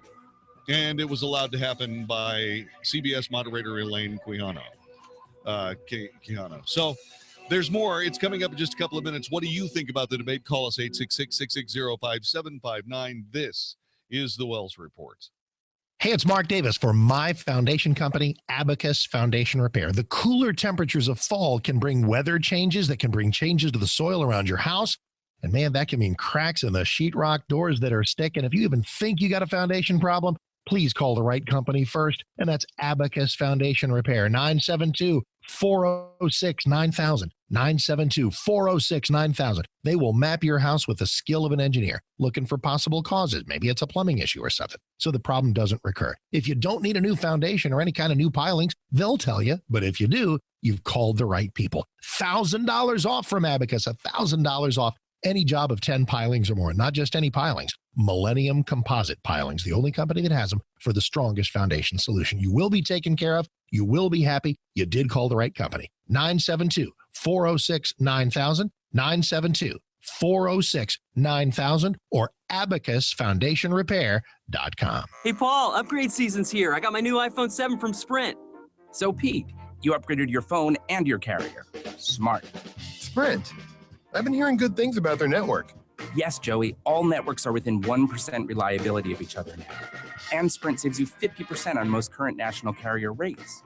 Switch to Sprint and get the new iPhone 7. Plus, save 50% off most current national carrier rates. Don't let a 1% difference cost you twice as much. Visit a Sprint store, sprint.com/iPhone, or call 1-800-SPRINT1 today. 50% savings until 5/31/18 after pay full amount, subject to $30 activation fee, credit, and valid porting. Must choose from porting carrier rates. Applies to Verizon Plan 2, 4, 8, 16, 24, 30, 40, and 50 gigabytes. AT&T Mobile Share Advantage 1, 3, 6, 10, 16, 25, 30, 40, 50 gigabytes. T-Mobile Simple Choice 2, 6, 10 gigabytes. Carrier and international features differ. Plans exclude unlimited music and video streaming, data carryover, and cloud options that other carriers' plans may offer. See website for eligible plans. Reliability claim based on third-party data. Offer coverage not available everywhere. Restrictions apply. You've had enough of your back pain. You're tired of it. Find your nearest Walgreens or CVS and look for the Australian Dream, makers of the trusted arthritis pain relief cream, now with a formula to ease back pain. Australian Dream back pain cream is real medicine, and it can effectively relieve your simple backache. It absorbs easily, and it isn't greasy. Australian Dream is backed by the empty jar guarantee. No more pain for you. Pull into your Walgreens or CVS now. Get Australian Dream back pain cream in the purple and white box in the pain relief aisle. 660 AM The Answer. KSKY Balch Springs, Dallas, Fort Worth. The official radio station of Decision 2016. The most important election of our lifetime. Fox News Radio, I'm Jane Metzler. 90 minutes. Many of those minutes involve two men talking over one another. The first and only vice presidential debate tonight in Virginia. Republican Mike Pence praising his running mate. When Donald Trump becomes president of the United States, the Russians and other countries in the world will know they're dealing with a strong American president. Democrat Tim Kaine said there's plenty to criticize about Donald Trump. He's got kind of a personal Mount Rushmore. Vladimir Putin, Kim Jong-un, Muammar Gaddafi, and Saddam Hussein.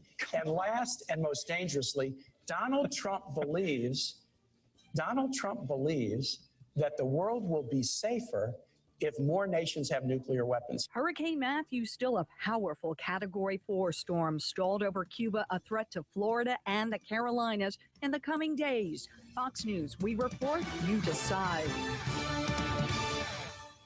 Stimulating talk, 660 AM, The Answer. The Mike Gallagher Show. All the highlights from the one and only vice presidential debate between Governor Mike Pence and Senator Tim Kaine. We'll break down Pence's performance with Donald Trump's deputy campaign manager, David Bossie. Also, a record 42 million legal and illegal immigrants are now in America. One man who's been at the forefront of the immigration debate is Senator Jeff Sessions. He'll join us to talk about these numbers. The Mike Gallagher Show, weekdays at 10, right before Dennis Prager at noon on 660 AM.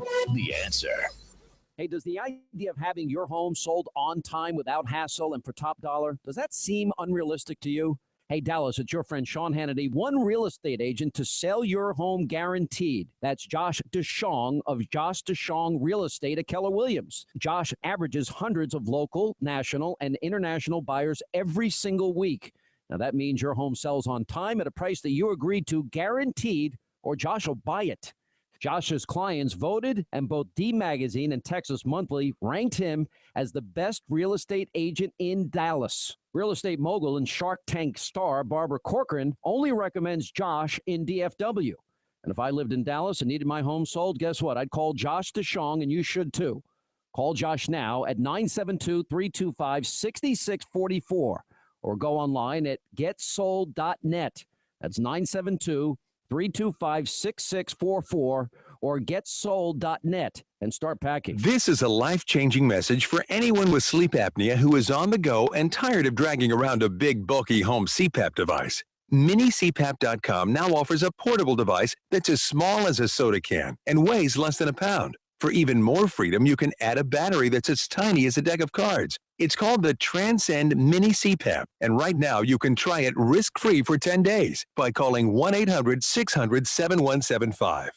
Transcend is the world's first portable mini CPAP device. It gives you the freedom to sleep in total comfort anywhere you are. Our smallest and most advanced portable design ever, Transcend is so small and so light you can fit it in your briefcase or purse to use anywhere you go. It's FAA compliant too, so you can even sleep comfortably while flying. Enjoy the freedom to sleep comfortably anywhere. Call minicpap.com now for your 10-day at-home trial.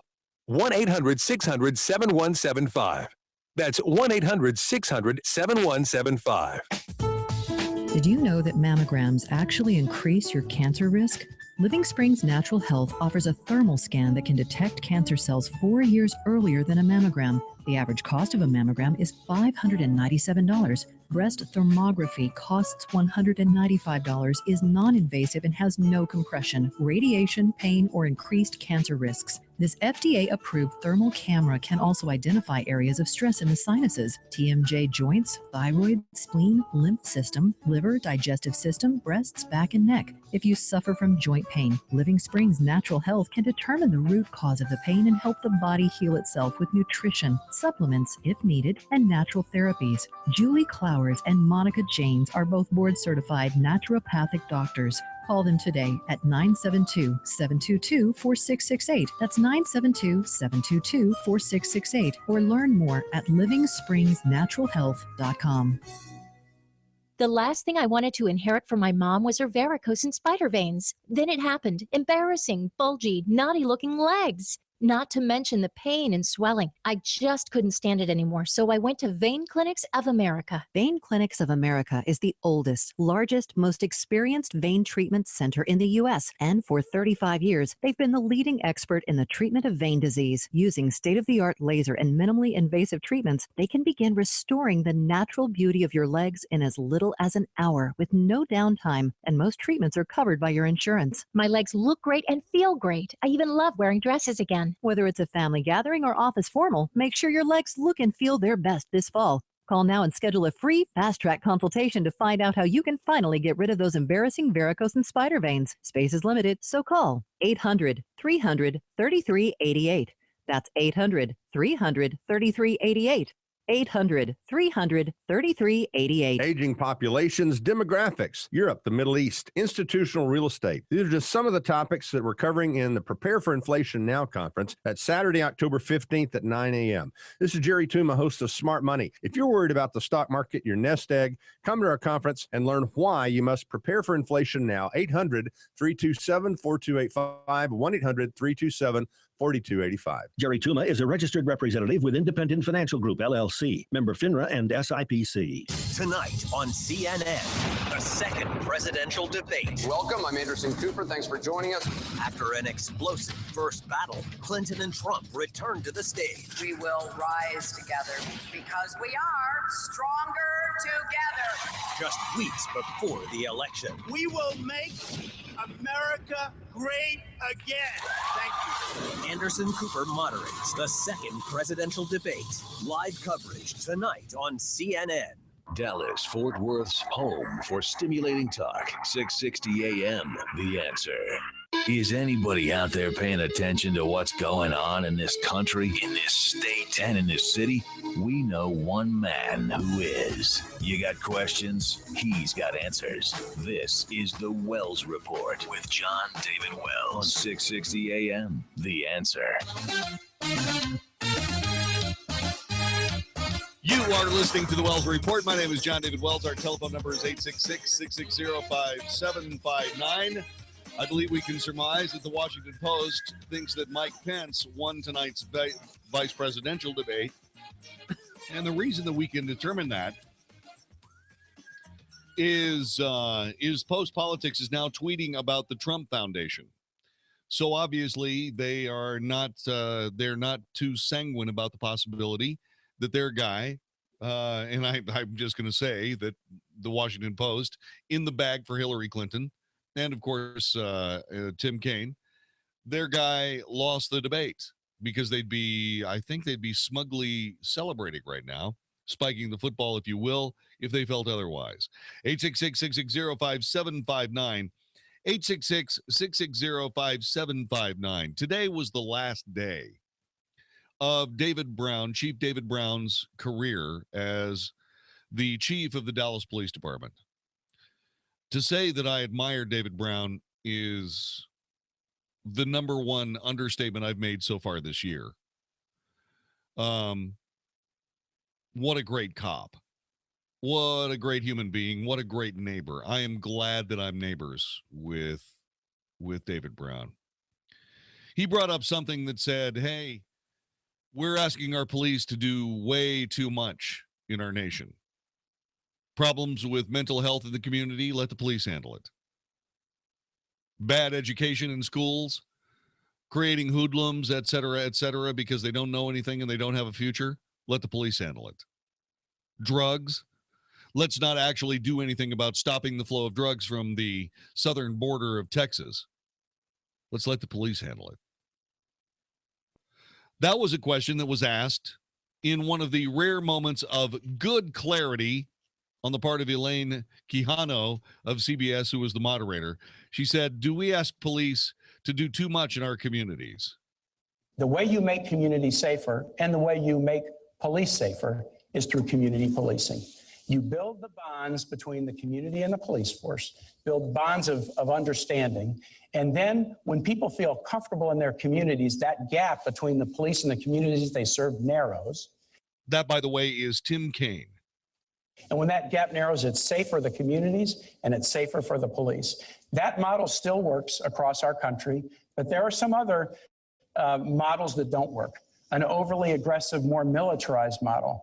Donald Trump recently said we need to do more stop and frisk around the country. That would be a big mistake because it polarizes the relationship between the police and the community. So here's what we'll do. We'll focus on community policing. We will focus on, and Hillary Clinton has rolled out a really comprehensive mental health reform package that she worked on with law enforcement professionals. And we will also fight the scourge of gun violence in the United States. I'm a gun owner. I'm a strong Second Amendment supporter. But I got a lot of scar tissue because when I was governor of Virginia, there was a horrible shooting at Virginia Tech. And we learned that through that painful situation, that gaps in the background record check system should have been closed and it could have prevented that crime. And so we're going to work to do things like close background record checks. And if we do, we won't have the tragedies that we did. One of those killed at Virginia Tech was a guy named Liviu Librescu. He was a 70-plus-year-old Romanian Holocaust survivor. He'd survived the Holocaust. Then he survived the Soviet Union takeover of his country. But then he was a visiting professor at Virginia Tech, and he couldn't survive the scourge of gun violence. we can support the Second Amendment and do things like background record checks and make us safer, and that'll make police safer too. That was, by the way, Tim Kaine, who was talking about whether the police do too much in our communities. By the way, before we get to Mike Pence's response, there's some verdicts coming in, winners and losers in the vice presidential debate. Let's see, Mike McCowiak of the Washington Post. I said that obviously Washington Post thought that that their guy had lost. That is confirmed now by Mike McCowiak, who is a columnist for the Washington Post, says that Mike Pence won. Let's see, somebody said, oh, by the way, does anybody notice that that Mike Pence looks like Race Bannon from the Johnny Quest television show from way back when? Yeah, the answer is yeah. Let's see. Chris Matthews said that Mike Pence won. He was a strong Mike Pence and won the debate. And then Mike Gallagher, my colleague and talk radio superstar from Salem Network, said when a liberal Dem like Chris Matthews knows the Republican won, you know it was a bad night for Hillary. So there are some of the things. Now let's get back to the conversation regarding, do we ask the police to do too much in our communities? This was Mike Pence's reply. Donald Trump and I are going to make sure that law enforcement have the resources and the tools to be able to really restore law and order to the cities and communities of this nation. It's probably why the 330,000 members of the Fraternal Order of Police endorsed Donald Trump as the next president of the United States of America, because they see his commitment to them. They see his commitment to law and order. But they also hear the bad-mouthing that comes from people that seize upon tragedy in the wake of police action shootings as a reason to use a broad brush to accuse law enforcement of implicit bias or institutional racism. And that really has got to stop. I mean, when an African-American police officer in Charlotte named Brentley Vinson, an all-star football player who went to Liberty University here in the state, came home, followed his dad into law enforcement, joined the force in Charlotte in 2014, was involved in a police action shooting that claimed the life of Keith Lamont Scott. It was a tragedy. I mean, we mourn with those who mourn. We grieve with those who grieve. We're saddened at the loss of life. But Hillary Clinton actually referred to that moment as an example of implicit bias in the police force, where she used, when she was asked in the debate a week ago whether there was implicit bias in law enforcement, her only answer was that there's implicit bias in everyone in the United States. I just think what we ought to do is we ought to stop seizing on these moments of tragedy. We ought to assure the public that we'll have a full and complete and transparent investigation whenever there's a loss of life because of police action. But Senator, please, enough of this seeking every opportunity to demean law enforcement broadly by making the accusation of implicit bias every time tragedy occurs. That was a brilliant repost. That was very, very good, because Hillary Clinton and the Clinton campaign is guilty of that. But there is one thing I want to talk about here. This was a fine question. This was a good debate. I thought it was probably one of the finer moments of the debate from a standpoint of what we actually want from two candidates, to sit back and talk about an issue. But once again, when we're talking about whether police do too much, we're not talking about Hillary Clinton's email server. We're not talking about her conduct during Benghazi. We're not talking about the Russian reset, her foreign policy decision-making in the Middle East over the last 8 years. We're not talking about her as Secretary of State with fully half of her meetings being had with foreign dignitaries who have given to the Clinton Foundation. We're not talking about all these things that are clearly important to we, the people of the United States. What kind of president do we want to elect? We haven't even gotten to the real issues that concern me the most. What about the Supreme Court of the United States? How come there are no questions about that? I'll tell you why. Because the moderator is very, very sure, Elaine Quijano of CBS, that Hillary Clinton does not have a good position on any of those topics. Let me give you another example of how that job had gone wanting. we were talking a little bit about the Russian reset. Well, there was a question about that. Specific. What went wrong with the Russian reset? Who did the moderator ask that question of? Tim Kaine. The Russian reset was not about something that Tim Kaine should answer.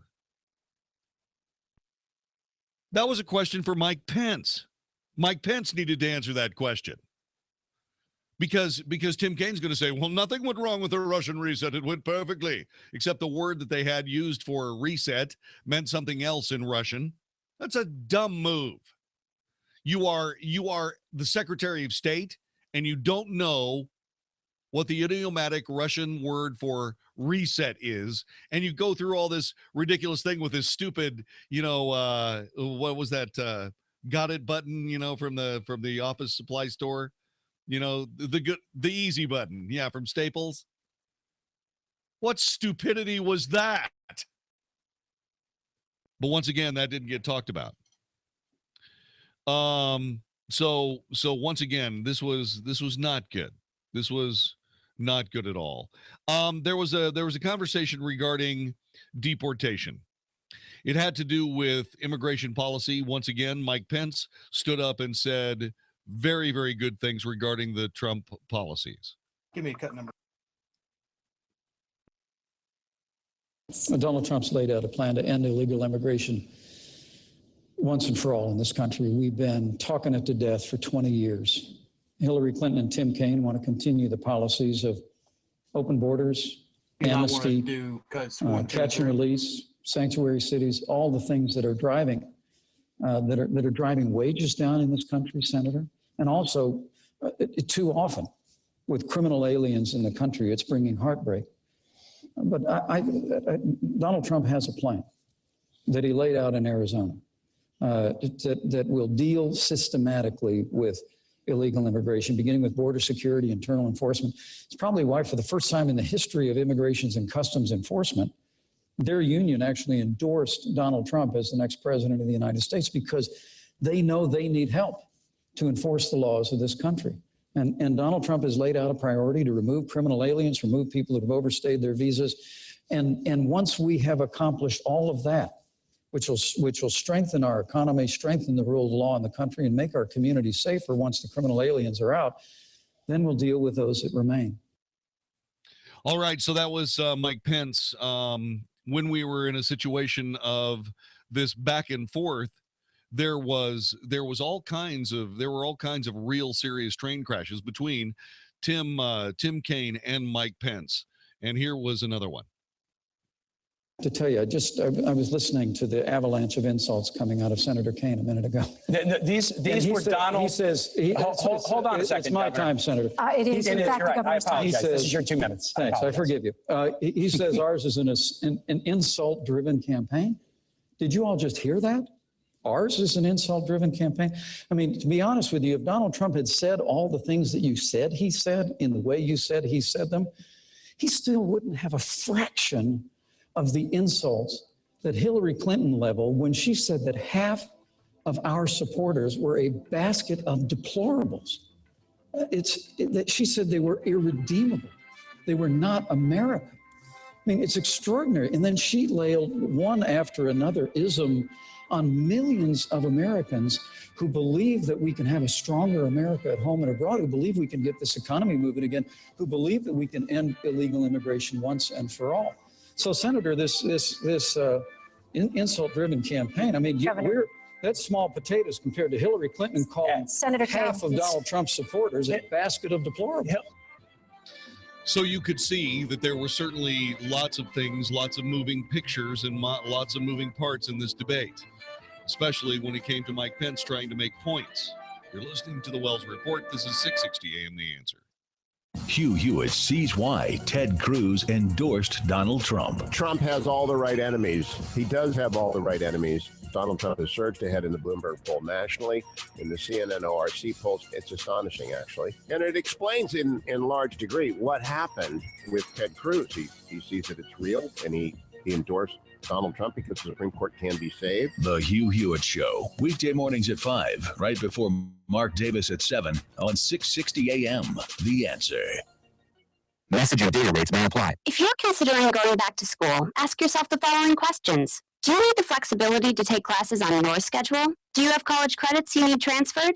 Do you want to earn a quality degree from a world-renowned university? If you answered yes to any of these, Arizona State University is the perfect school for you. Arizona State University offers over 100 of its highly ranked degree programs 100% online. You'll earn the same degree as on campus from wherever you are. Learn more by texting CLASS to 369-369. My name is Jonathan. I live in Portland, Oregon, and my major is communications. ASU has helped me with my life goals in the fact that it's giving me a platform to stand upon and provided me a firm foundation. The degree program fit wonderfully with how and what I wanted to do with my life. Find out for yourself why the Wall Street Journal ranks ASU 5th in the nation for producing the best qualified graduates. Get started today. Text CLASS to 369-369. Again, that's CLASS to 369-369. When you live with back pain, every day has certain challenges, like picking up my kids or trying to get groceries out of the car. I had tried medication. Even a surgery didn't help. That's when I heard about Dr. Chad. I am pain-free. Seriously. No more back pain. No more medications. Thank you, Dr. Chad. Do you have low back or neck pain? Does it run down your arms or your legs? Do you have a bulging or herniated disc degeneration, or spinal arthritis? Even worse, have you been told you need back surgery or injections? If you answered yes, then please listen to what I have to say. My name is Dr. Chad Glines, DC, at Genesis Back and Neck, and I use the most advanced spinal decompression system available, the DRX 9000, to correct back problems just like yours. If you're a candidate for decompression, you can try out the treatment all at no charge to you. So if you're ready to not hurt anymore and don't want to have surgery, call me at 817-328-1922. That's 817-328-1922, or online at mylowback.com. Policies issued by American General Life Insurance Company, Houston, Texas. Not available in all states. For details, visit AIGdirect.com. Do you have a family? Would you like to help make sure they'll be taken care of if anything were to happen to you? If you answered yes, you probably need life insurance. Now, do you think life insurance is expensive? If you answered yes to that too, you definitely need to give AIG Direct a call. We could find you a $250,000 policy for just $14 a month, which means you could save hundreds of dollars a year. Call us now for a free, no-obligation quote. 1-800-400-3816. Since 1995, we've helped millions of people find out if they could save up to 70% on their term life insurance. See how affordably we can help you protect your family. Call AIG Direct now for your free quote. 1-800-400-3816. You could save up to 70%. That's 1-800-400-3816. 1-800-400-3816. Welcome to Staples. Staples guy, I'm back for ink. It seems like I was here yesterday. It's like deja vu. Well, now at Staples, buy any HP ink and get the second 40% off. So I get 2 cartridges and save money? No more deja vu. Now at Staples, buy any HP ink and get the second 40% off. Deja vu joke. I get it. Buy 1 HP ink, get the second 40% off. Staples. Make more happen. Ends 10/8/16 applies to regular priced items only. Cannot be combined with other offers. Exclusions apply. See store or staples.com for details. Limit 2 per customer, 1 per transaction, non-transferable. Here's something to feel good about from Centrum Silver. Vitamin D was discovered in the age of dancing, the roaring 20s. Right on cue, because vitamin D plays an essential role in supporting strong bones and muscles. And just as dance moves have evolved, so has the importance of vitamin D. That's why Centrum Silver upgraded to our highest level of vitamin D3 ever. Hey, want to dance? Centrum Silver, something to definitely feel good about. Hi, I'm Larry Patterson, owner of Glass Doctor. In our disposable society, we're conditioned to throw out the whole thing when just one part goes bad. Like when the insulated glass windows in your home get condensation between the panes. You don't need to replace the whole window. The specialists at Glass Doctor can install new insulated glass in your existing frames with a lifetime warranty for a lot less than you might think. To see how quick and easy it is, visit glassdoctor.com today. That's glassdoctor.com. Call the Glass Doctor, will fix your paint. Oh, yeah! Learn a little something at the start of your day. The mornings, 7 to 10 on 660 AM. The Answer. If it's important to you, we're talking about it right now on the Wells Report on 660 AM. The Answer. You are listening to the Wells Report. My name is Jon-David Wells. Our telephone number is 866-660-5759. If there was a moment when someone made a gaffe, I would suspect it would be the next thing that we play for you tonight. This was Tim Kaine talking about, in response to a question from moderator Elaine Quijano, has the terrorist threat increased or decreased? The terrorist threat has decreased in some ways because bin Laden is dead. The terrorist threat has decreased in some ways because an Iranian nuclear weapons program has been stopped. The terrorist threat to United States troops has been decreased in some ways because there's not 175,000 in the dangerous part of the world. There's only 15,000, but there are other parts of the world that are challenging. Okay. No, that's not the case. Terrorist threat has increased. And then let's see, I guess Tim Kaine then continued to go after Donald Trump for not telling the American people about his plan to defeat terrorism. Donald Trump can't start a Twitter war with Miss Universe without shooting himself in the foot. Donald Trump doesn't have a plan. He said, I have a secret plan. And then he said, I know more than all the generals about ISIL. And then he said, I'm going to call the generals to help me figure out a plan. And finally, he said, I'm going to fire all the generals. He doesn't have a plan, but he does have dangerous ideas. Here's four. He trash talks the military. The military is a disaster. John McCain's no hero. The generals need all to be fired, and I know more than them. He wants to tear up alliances. NATO is obsolete and will only work together with Israel if they pay big league. Third, he loves dictators. He's got kind of a personal Mount Rushmore. Vladimir Putin, Kim Jong-un, Muammar Gaddafi, and Saddam Hussein. And last and most dangerously, Donald Trump believes that the world will be safer if more nations have nuclear weapons. He said Saudi Arabia should get them, Japan should get them, Korea should get them. And when he was confronted with this and told, wait a minute, terrorists could get those. Proliferation could lead to nuclear war. Here's what Donald Trump said, and I quote, go ahead, folks, enjoy yourselves. I'd love to hear Governor Pence tell me what's so enjoyable or comical about nuclear war. Governor Pence. Did you work on that one a long time? Because that had a lot of really creative lines in it. Well, I'm going to see if you can defend any of it. Look, I can defend. I can make it very clear to the American people. After traveling millions of miles as our Secretary of State, after being the architect of the foreign policy of this administration, America is less safe today than it was the day that Barack Obama became president of the United States. It's absolutely inarguable. We've weakened America's place in the world. It's been a combination of factors, but mostly it's been a lack of leadership. And very succinctly and very straightforwardly, Michael Pence put him away. There you have it. And I want to make this absolutely plain, okay? The Obama administration did not stop the Iran nuclear program. They are going to continue to make weapons, not weapons grade, but they're going to make fuel grade uranium. From that fuel grade uranium, they're going to generate plutonium, which is the secret sauce of nuclear weapons. The Obama administration and Hillary Clinton are banking on you not knowing that, or anyone else knowing the fact that what these people are doing is they are setting themselves up to be possessors of nuclear grade plutonium. This is the Wells Report.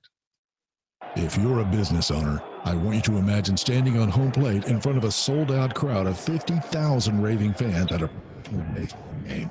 They give you the microphone and you have 60 seconds to tell the crowd why they should do business with you. Out of 50,000 people, do you think you might get some new customers? Sure you would. Now imagine you could do that in front of 4 sold-out baseball games. That's 200,000 people. Did you know that's how many people listen to 660 AM The Answer every week? And you have the opportunity to stand in front of the 660 AM The Answer microphone and get 60 seconds to tell our raving fans all about your business. Do you think you'd get new customers if you did that?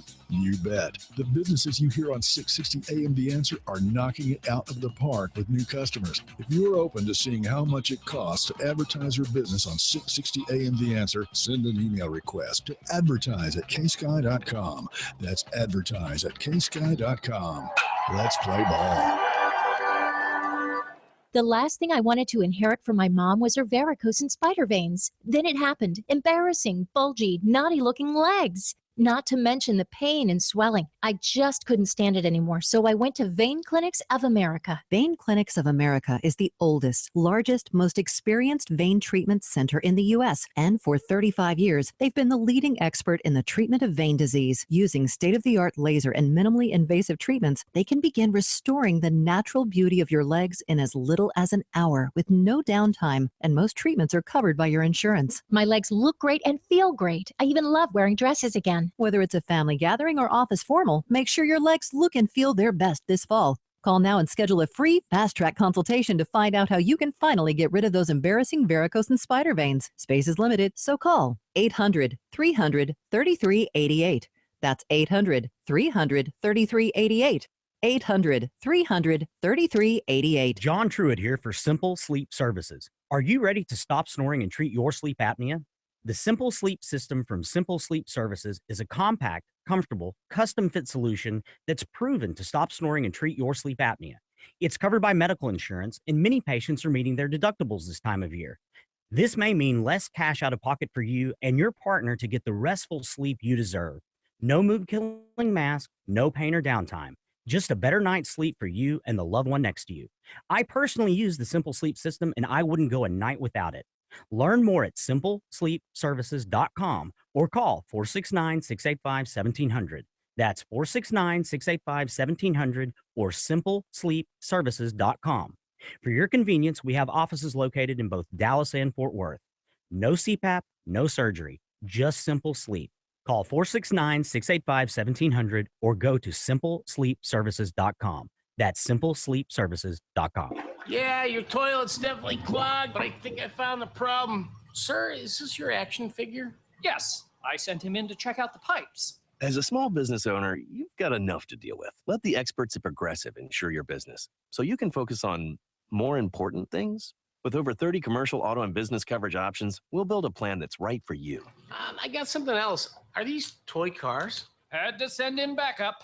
Visit progressivecommercial.com to get started. Progressive Casualty Insurance Company and Affiliates. Hiring people is probably the worst part of my job. We started using ZipRecruiter about 3 months ago. One click and my job was posted to 100+ job boards, all the top sites. All of the candidates came to my dashboard, and it's easy to compare them. And I couldn't believe the number of great applicants we got. I don't know how we hired before ZipRecruiter. Find the best candidates with ZipRecruiter, where your job is just one click away from 100+ job sites. And right now you can try ZipRecruiter free. Just go to ZipRecruiter.com/radio offer. That's ZipRecruiter.com/radio offer. I love the switch to fall temperatures, and I love the new special from Zero Res. $29 for a carpet cleaning better than you've ever had. Hey, Mark Davis, call 214-37-CLEAN, 214-37-CLEAN, pre-treated, clean, sanitized. And Zero Res doesn't just do carpets. They do countertops, upholstery, drapes, tile, hardwood floors. Let them do it all, but it starts with the carpets. $29 a room, pre-treated, clean, sanitized. 214-37-CLEAN,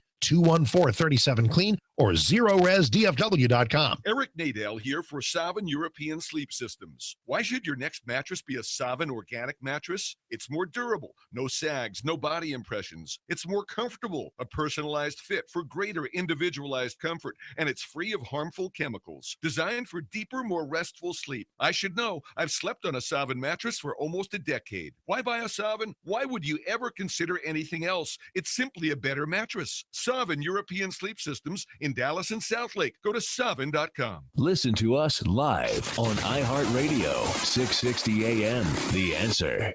Now, by popular demand, The Wells Report with Jon-David Wells on 660 AM. The Answer. You are listening to The Wells Report. My name is Jon-David Wells. Our telephone number is 866-660-5759. Deplorable Zach tweets, not even mainstream media can spin this debate. Fun fact, a mere 5% of funds collected by the Clinton Foundation went to charitable endeavors. Ask Haiti. Let's see, Frank Lutz, Mike Pence is winning the debate because Tim Kaine cannot debate like an adult without interruptions. I thought that was going to hurt him. And you know what? Yeah, that's what happens. Let's see. That's about all that's going on there. A couple of other things here as we continue to talk about things. terrorism, Kaine stood up for Hillary Clinton and said that Hillary Clinton was my senator during the 9/11, actually the New York senator during 9/11. Donald Trump has a plan. He talks about trash talking the military. He's not trash talking the military. He's trash talking the decisions that were made to weaken the military to the current state. He wants to tear up NATO.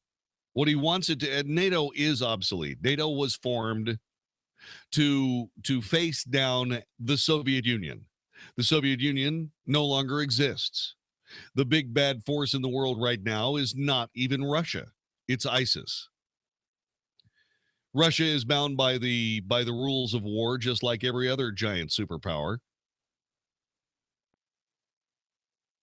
But effective immediately, if you're not fighting with a ragtag force of freedom fighters from around the world without benefit of country sanction or uniform, that's the way you fight war now.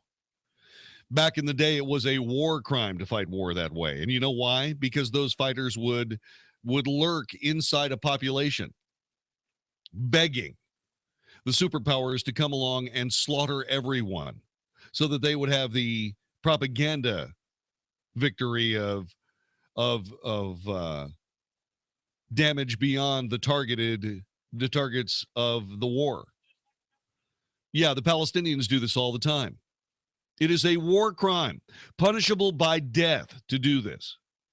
Using a civilian population as a shield is a war crime.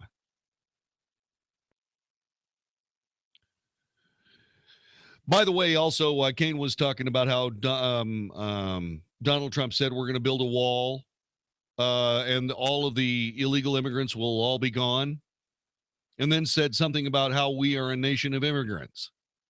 We are a nation of immigrants. In point of fact, Senator Kaine, we are a nation of legal immigrants, not illegal immigrants. And by the way, Kaine also did something, Donald Trump said something about a judge that he's got business with in Indiana. Or is it Illinois? I think it's Indiana. Yeah. Right. And the thing about it is that this judge is of Mexican descent. And he is a militant Mexican living in the United States. He has La Raza, the race, connected to his website. If you are Donald Trump and you are in a position where you are having some sort of case tried before a federal judge who is a militant Mexican American, are you going to get a fair shake? Yes or no? Tell me.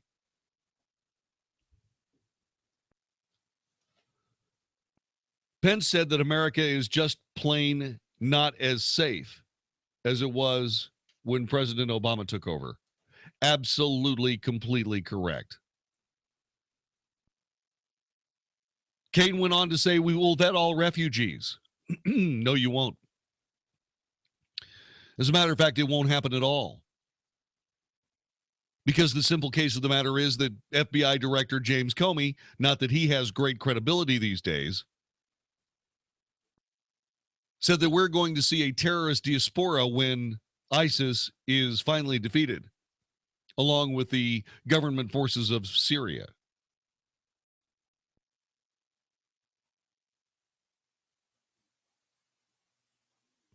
The obligatory question, does the U.S. have a responsibility to protect the lives of Syrian non-combatants? The answer to that question is no, we do not. We don't have any obligation to protect a populace that would allow a terrorist band to operate as a war-fighting unit inside a populace.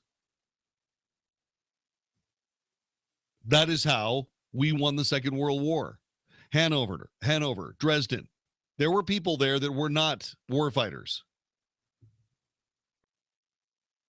And they were burned to death in firestorms caused by American incendiary bombs during World War II. That wasn't a bad thing. That was a good thing. It's how the United States defeated two world superpowers on opposite sides of the planet at the same time.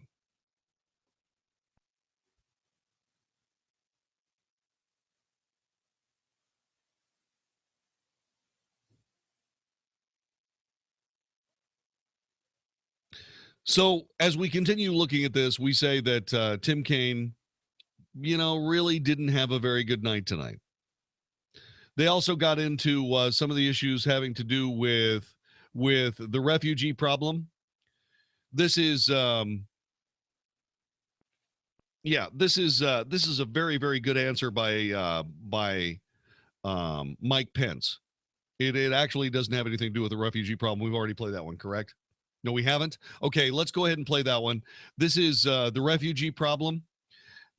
This is Tim Kaine talking about Hillary's plan and then tries to pivot to beat up on Mike Pence, who deflects everything quite handily, in fact. Hillary and I want to do enforcement based on, are people dangerous? These guys say all Mexicans are bad. And with respect to refugees, we want to keep people out if they're dangerous. Donald Trump said keep them out if they're Muslim. Mike Pence put a program in place to keep them out if they're from Syria. And yesterday, an appellate court with 3 Republican judges struck down the Pence plan and said it was discriminatory. And those judges, we should focus upon danger, not upon discrimination. Elaine, to your point, those judges said it was because there wasn't any evidence yet that that ISIS had infiltrated the United States. Well, Germany just arrested 3 Syrian refugees. Oh, I know connected to ISIS. But they told you there's a right way and a wrong way to do it. But look, if you're going to be critical of me on that, that's fair game. I will tell you, after 2 Syrian refugees were involved in the attack in Paris that is called Paris's 9/11, as governor of the state of Indiana, I have no higher priority than the safety and security of the people of my state. But Governor so you Pence, bet I suspended that program. But Governor Pence, and I stand by that decision. And if I'm vice president of the United States or Donald Trump is president, we're going to put the safety and security of the American people first. That was one of those moments of strength by Mike Pence. Let me tell you a little bit about that decision they're talking about from the 7th Circuit Court of Appeals. The 7th Circuit found that Mike Pence's anti-terror plan was unconstitutional based on the fact that there is no evidence yet that Syrian terrorists have infiltrated into the U.S. How are we going to know when Syrian terrorists have infiltrated the U.S.? One of our cities and probably a couple of hundred of our neighbors are going to explode. That's how we're going to know when Syrian refugees or the refugees are actually Syrian terrorists that have infiltrated the U.S. It'll cost us about 100 Americans and probably a building or 2.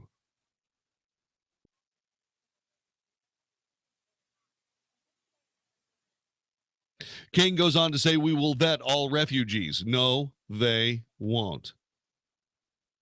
No, they won't. It's not going to be possible to vet all refugees.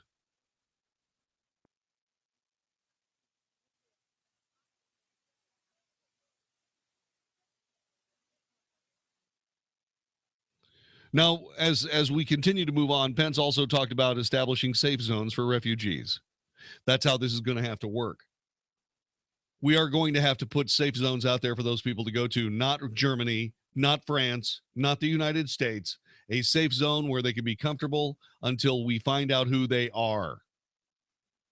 To say that Donald Trump is racist or to say that Donald Trump is being a bully or whatever the left wants to say, simply because Donald Trump refuses to allow, Muslims into the United States until they can be vetted properly, which is what he actually said, by the way.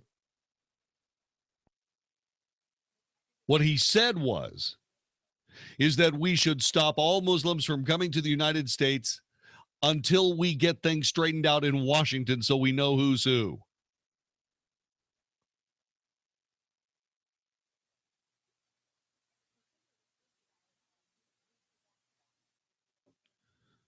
Let's see, what else do we have here? Here we go. There was a moment when Mike Pence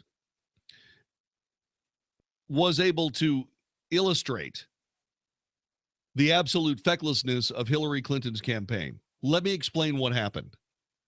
Pence was talking about a U.S. security surge and what to do to make sure that these people, like, for example, these refugees that are coming to America, don't have to come to America. They can go to a safe zone. And talk about the security that the United States military was going to impose in any particular place that they happen to be. Pence was talking about U.S. security surge troops and capabilities. And then Kaine, realizing he was losing the conversation, pivoted to Donald Trump firing his campaign manager. That was a serious mistake.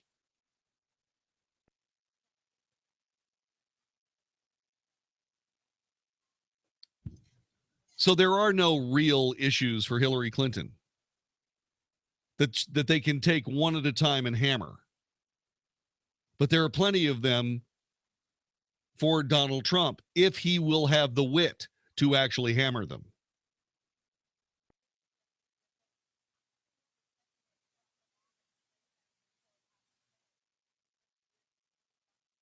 Kaine said that the Russians, this was good.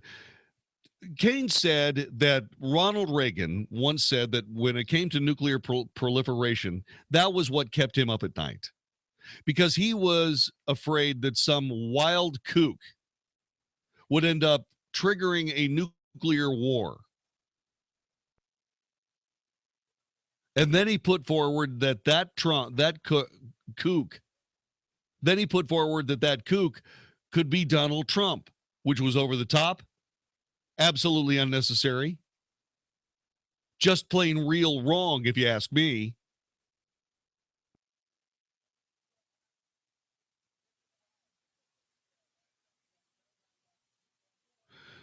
Kaine went on to say that Trump has business dealings with Putin and won't disclose them.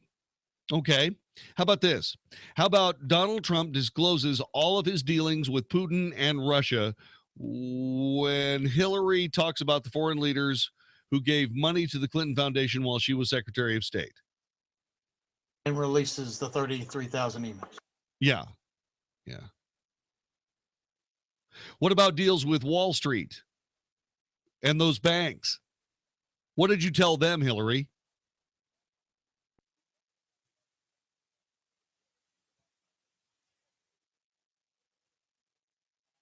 So here we are watching these people throw bombs at each other.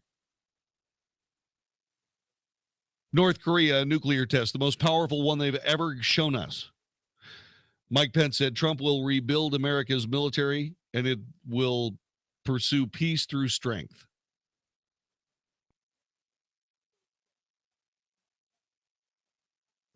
I hope that's the case. Then Pence pivoted from Trump taxes to Clinton Foundation, taking money from foreign countries. More than half of the Clintons' meetings were with donors to the Clinton Foundation.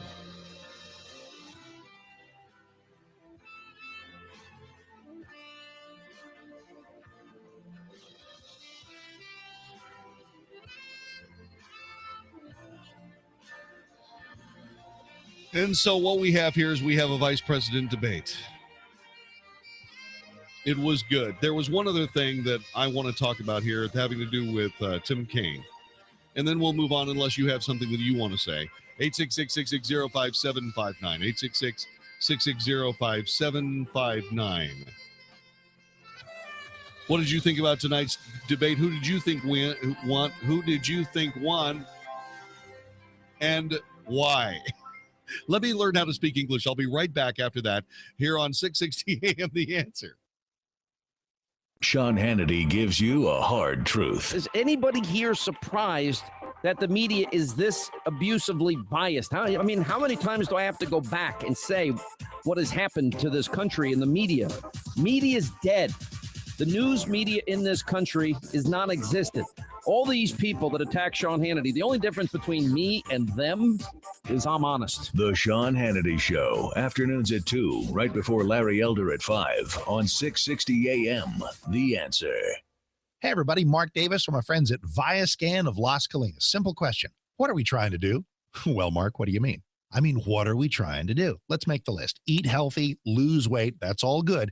But listen, on that list somewhere, keep aware of our own bodies. Try to fend off heart attacks and cancer by being aware of what's going on inside us. Scan technology exists, and Viascan prices give us the motivation to do the job right. At Viascan of Las Colinas, John Duncan and the crew are there for you at a number I'm about to share so that you can see through the heart scan if you have plaques or blockages going on in your heart. See through the body scan what's going on in various other vital organs, maybe any pesky cancers that are festering there that you can detect early, the virtual colonoscopy, and so much more so we can stay healthy, stay on the planet, stay plugged into life. 972-739-2840. Call them. 972-739-2840, or just Google Viascan. Based on actual cases, results may vary, not a solicitation for legal services. Have you received a letter or personal visit from the IRS? Has the IRS garnished your paycheck or seized your bank account? If so, you need to take action now. You're a target of the most powerful collection agency in the world, and you need representation you can trust. Don't get scammed by imitators and telemarketers' high-pressure tactics. At Wall & Associates, they develop trust with their clients through a free face-to-face consultation. They've saved their clients over $129 million in the past 5 years. Call 1-800-983-5313 now for your free face-to-face consultation. Ignoring your tax problem will only make it worse. Call 1-800-983-5313 to get immediate help. With over 30 years of experience, Wall & Associates has helped thousands of taxpayers, and they can help you. Call now, 1-800-983-5313, 800-983-5313, wallandassociates.net. Hey there, this is Eric Metaxas. Lately, I've been telling you about Liberty University's online degree programs. Liberty University is the world's largest Christian university with over 95,000 students studying around the world through Liberty's online programs. While there are a lot of universities who've jumped into online education, few can deliver on the promise of a quality education with such flexibility, and even fewer can actually point to a graduate of their online program like my friend Morgan from Nashville. I did it. I actually got my degree from Liberty University. 2 degrees, actually. Not only has this process taught me self-discipline, I've also learned that it is never too late to fulfill your dreams. And I did it all online. I did it, and you can too. Call Liberty University now at 800-424-9595. That's 800-424-9595, 800-424-9595, or visit liberty.edu/online. Flexible, affordable, possible. Liberty University online. I'm Jay Farner, president of Quicken Loans. Mortgage rates have dropped again. In fact, recently, mortgage rates have dropped to the second lowest level in history. Now is the time for you to take advantage of these historically low rates and save serious money every month by refinancing your mortgage. The rate today on a 30-year fixed-rate mortgage is all the way down to 3.5%. APR 3.57%. Call Quicken Loans today at 800-QUICKEN to see how far we can lower your mortgage payment. For 6 years in a row now, J.D. Power has ranked Quicken Loans highest in the nation in customer satisfaction for primary mortgage origination. And for the 3rd year, they also ranked us highest in the nation for mortgage servicing. It's a great time to refinance with Quicken Loans and save hundreds every month. This ultra-low rate of 3.5% won't last long. So call 800-QUICKEN or go to QuickenLoans.com. That's 800-QUICKEN. Visit jdpower.com for award information. Call for cost information and conditions. Equal housing lender. Licensed in all 50 states. NMLS ConsumerAccess.org, number 3030. And now, insurance-minded speeches from Geico. Let's talk about power. To illustrate this, allow me to tell you a story about how I moved a tow truck 25 miles using only my index finger. I was stranded with a flat tire. I opened the Geico app. Then, with a few taps of my finger, I beckoned emergency roadside assistance and a tow truck to my car. I invite you all to unleash the full potential of your fingertips with the Geico app. Thank you. This is 660 AM. The Answer. The truth, the whole truth, and nothing but the truth. The Wells Report with Jon-David Wells on 660 AM. The Answer. You are listening to the Wells Report. My name is Jon-David Wells. Our telephone number is 866-660-5759. One of the times that Tim Kaine interrupted Mike Pence had to do with how she, Hillary Clinton, had an illegal email server and was talking a little bit about how the Clinton Foundation evoked the State Department and how the State Department actually cleared her. This wasn't, by the way, I'm sorry, this wasn't about the this was not about the email server. This was about the Clinton Foundation, okay? So what's happening is the Kaine extols the virtue of Clinton foundations and how they do all this great work across the world and, help feed little kids who are hungry and all those things, okay? All that good work. So as long as corruption does good work, it's okay for a Secretary of State to meet with foreign donors while she's in office? Is that what you're trying to say, Mr. Kaine? You probably wouldn't want to try any of that if you get back into office because that'll end your political career. It was completely and totally ridiculous. It's okay for the Secretary of State to meet with foreign donors so that half of your meetings as Secretary of State are sucked up by people who gave you your Clinton Foundation money. Half of them. It's okay as long as the corruption's okay as long as the actual foundation does good work, huh? Negative, Red Rider. The pattern is full. This is the Wells Report. Guys, are you tired of being tired? Frustrated because it seems impossible to lose belly fat? If you're looking for a solution, then listen to Mark. I had fantastic results with the Andro 400 Max. Probably lost 35 pounds, and more impressive than that was the inches I lost off of my belly and my waist. And the increased energy is fantastic. I'll be totally honest, I tried a different product, and I wasn't happy with the different product. You guys are considerably cheaper than the other brand, and I can really feel the difference. Andro 400 Max, the extra strength, all natural testosterone booster. The safe, easy, and affordable way to gain energy and lose stubborn belly fat. Satisfaction guaranteed or your money back. Feel and look like a new man. Go to andro400.com or call 888-400-0435. 888-400-0435. Hugh Hewitt here for Relief Factor. I encourage you to give it a try. It's all about getting rid of the inflammation in your body. If you're tired of having your back just ache and ache, your ankles do the same, your toes throb, your knees rebel, then you need to go to relieffactor.com right now and give it a try. It is nature's pharmacy. Packaged in an easy-to-use group of supplements that make all the difference in the world. Put down the Aleve, put down the ibuprofen, pick up relieffactor.com. Nature's got an apothecary of everything you need to fight inflammation. Don't take those over the counters. They're bad for you. You can't take them every single day. You can, however, take relieffactor.com. You'll find detailed product information at relieffactor.com, and you get your first order at $19.95. Watch and look at all of the listener testimonials that have come in. relieffactor.com wants you to give it a try. Learn more about the product and their 3-week quick start for just $19.95. And come one day closer to inflammation-free living. relieffactor.com, relieffactor.com. When man stops believing in God, he'll believe in anything. Torchbearer follows the Duck Commander Phil Robertson as he argues the absurdity of life without God. Human civilization's best chance of survival is to anchor itself in the God of creation. God created man and woman in his image. We are image bearers of God. Torchbearer. This film is not yet rated. In select theaters October 7th. More information is available at torchbearermovie.com. 660 AM The Answer. KSKY Balch Springs, Dallas, Fort Worth. The official radio station of Decision 2016. The most important election of our lifetime.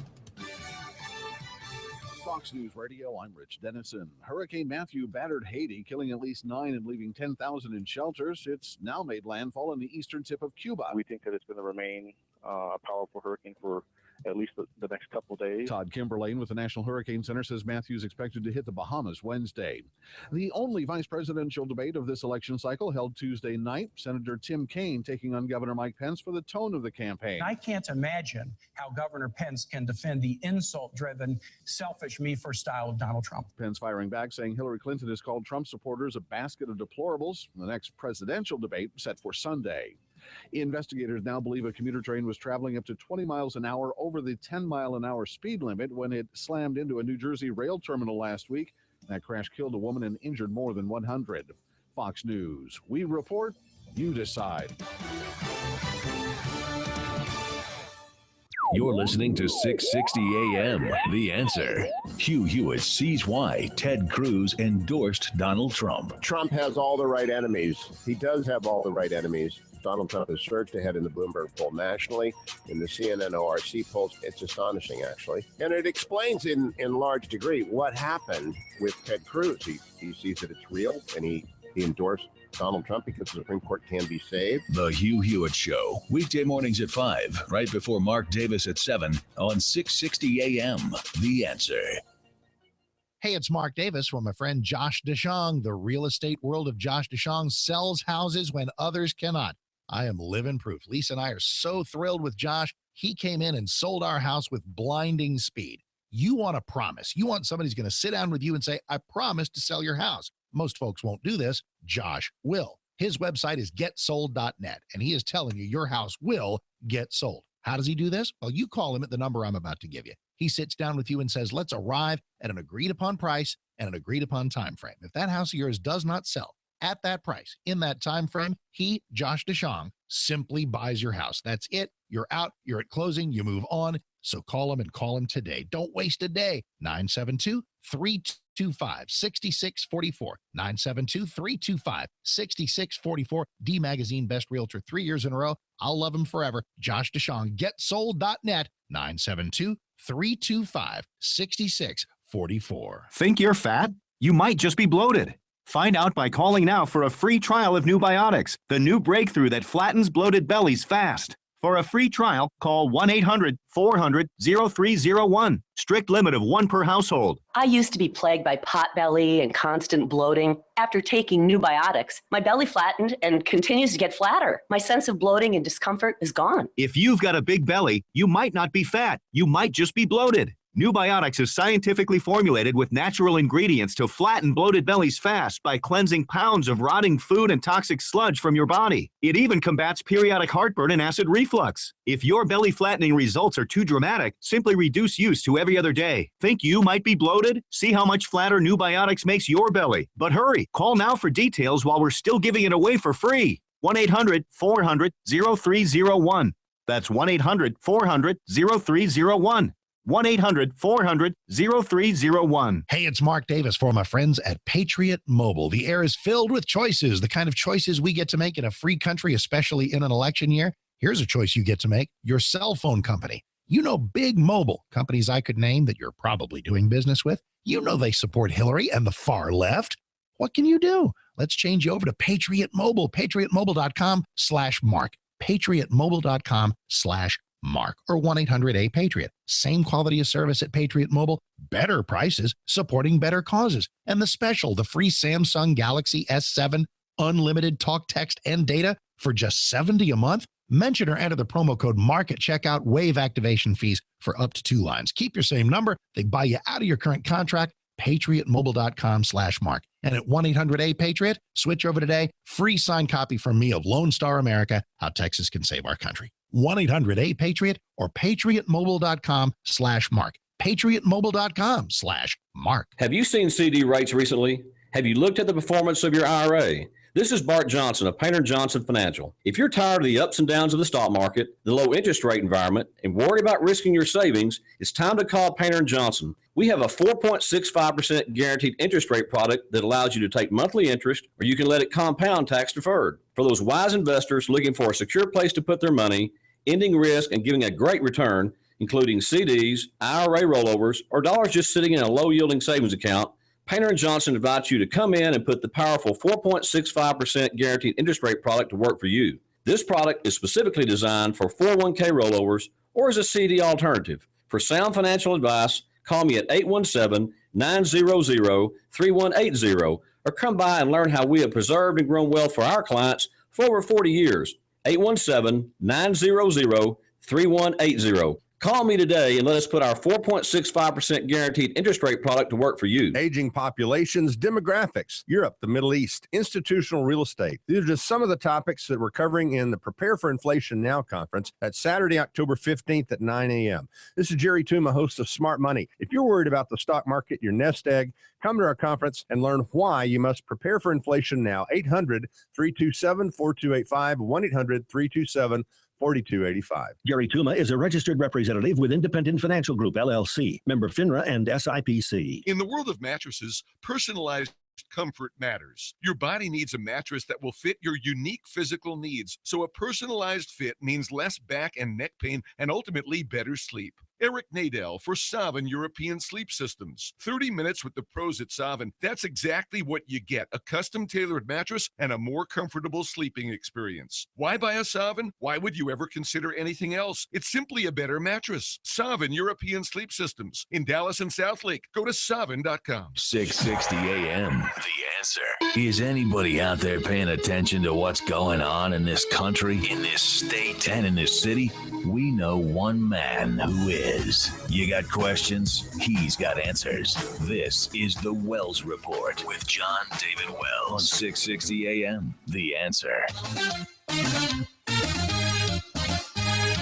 You are listening to the Wells Report. My name is Jon-David Wells. Our telephone number is 866-660-5759.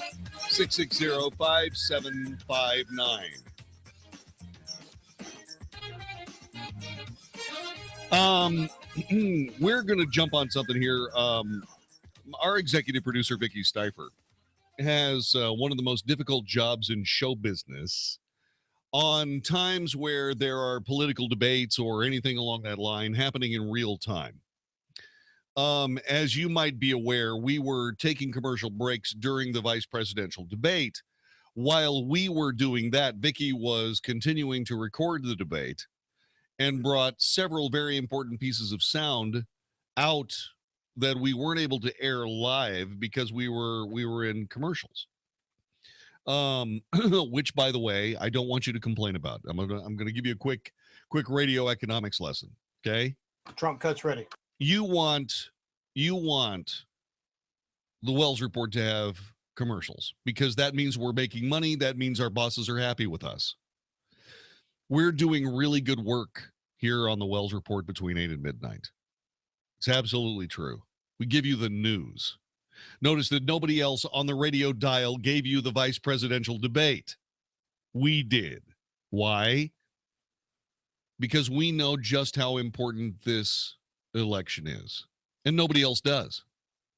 You want to hear somebody ranting and raving about nothing? Well, move up or down the dial. It makes no difference whatsoever.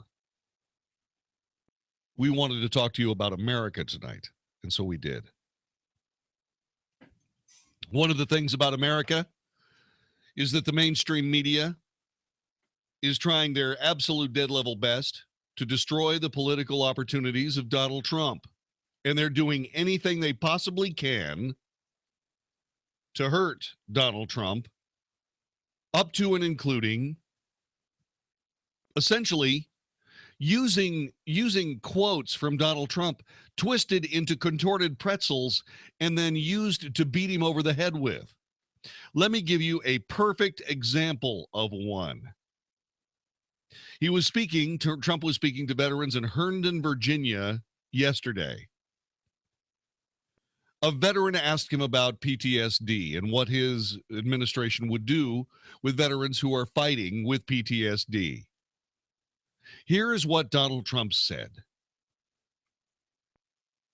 When you talk about the mental health problems, when people come back from war and combat and they see things that maybe a lot of the folks in this room have seen many times over, and you're strong and you can handle it, but a lot of people can't handle it. And they see horror stories, they see events that you couldn't see in a movie, nobody would believe it.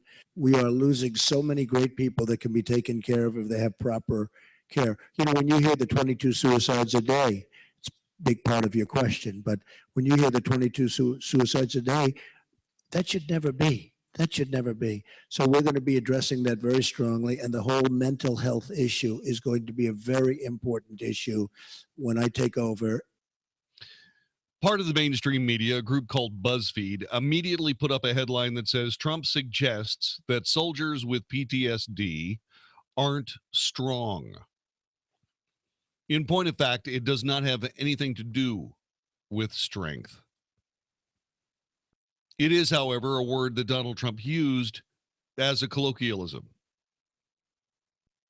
There are people who can be taken off of the, grinning farm boys that can be taken off of the plains in Kansas, and farm girls, put in a war zone, forced to watch the body-killing mixmaster of war on an industrial scale come back and feel just fine. There are people who go and see that same thing and are changed for life.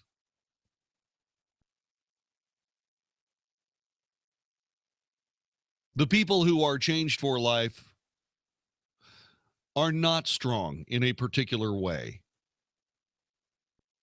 You have no idea what would happen to you if you were standing in a war zone in the middle of a firefight and you watched two people on your right and two people on your left take headshots and have their heads explode right beside you.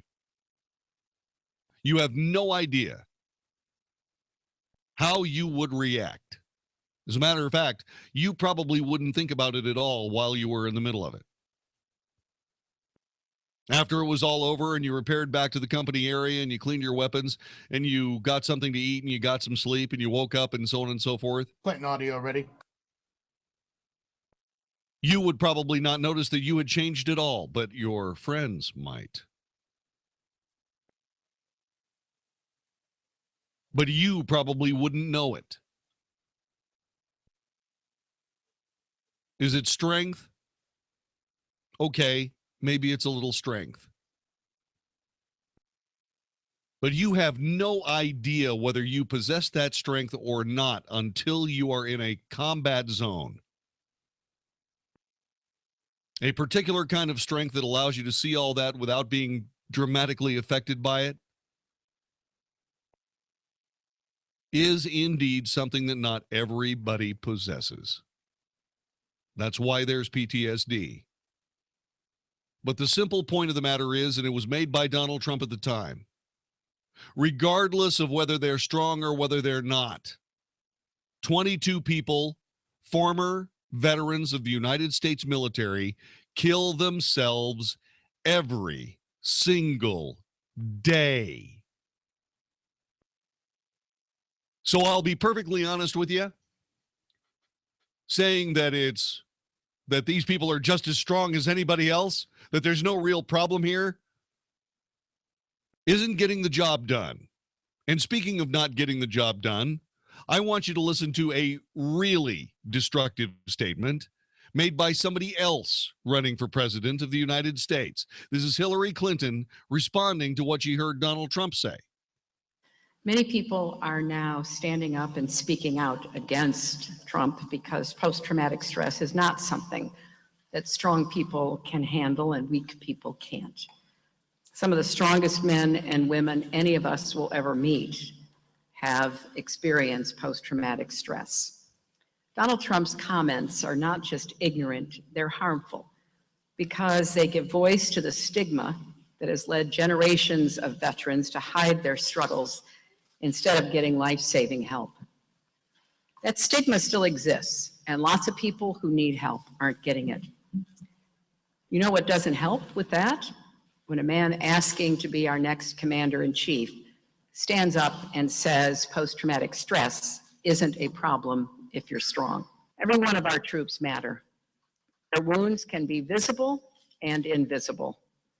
Most of us know that, but apparently Donald doesn't. Our troops deserve a commander-in-chief who understands and respects the sacrifices they make.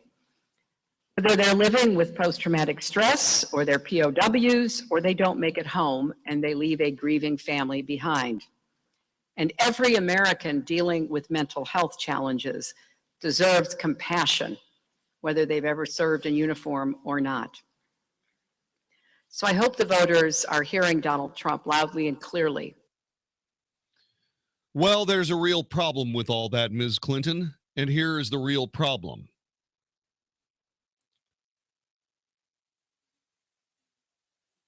The people who are responsible for making sure that PTSD is not a problem that kills 20 veterans every single day, 22 in fact, would be the VA medical system. The VA medical system, according to an IG report, said serious problems with enrollment data make it impossible to determine how many veterans are actively seeking health care at any given moment. Data limitations prevent investigators from determining how many now deceased veterans applied for health care benefits or when. But the IG report says, on your watch, ma'am, that more than 307,000 in fact, 307,000 American military veterans likely died waiting for health care. One poignant death occurred when exactly the person that Donald Trump is talking about, somebody suffering from PTSD, went into another one of those veterans military hospitals in Phoenix, of all places, again, looking for help, was turned away, went out to his car in the parking lot of the hospital, and blew his brains out. Jon-David, we just had a listener call who's a Vietnam veteran, and he said that you're spot on and that he doesn't have any problem with Trump's comments at all. He said that he suffers from PTSD and didn't feel comfortable going on the air to talk about it. God bless you and your service, sir. Thank you so much for everything that you've done. I have never been exposed to anything on a battlefield or anything that would be remotely close to anything on a battlefield that you've experienced firsthand. I have no idea whether I could do it, deal with it, or not.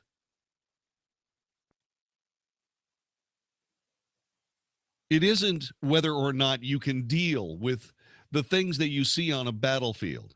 That's not the point. The point is that you put yourself in a position to be on that battlefield in the first place. That's the act of courage. That's the act of valor.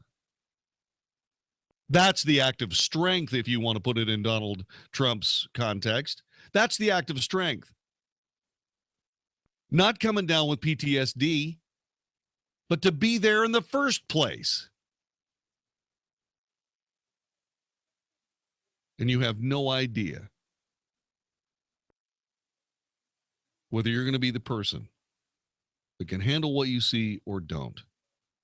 But it makes no difference because you were there to begin with. You put yourself there, and that's good enough for me. You put yourself there so I didn't have to put myself there. I owe you my country.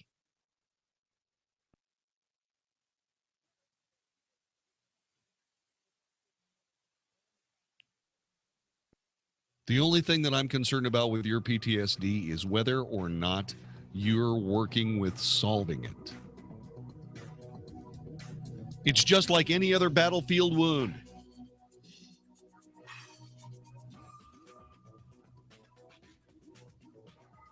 Your leg wasn't crippled when you went to the battlefield.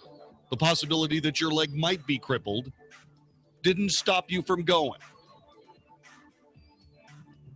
That your leg was crippled is something that we owe you care for the rest of your life. The same thing for PTSD. And you can't expect a Veterans Administration hospital system that killed 307,000 of your colleagues to be the people that some presidential candidate says you should walk down to go see. Whose side is she on? How many more veterans does she want to kill? And that happened on her watch. Nobody's saying anything about it except the Wells Report on 660 AM The Answer.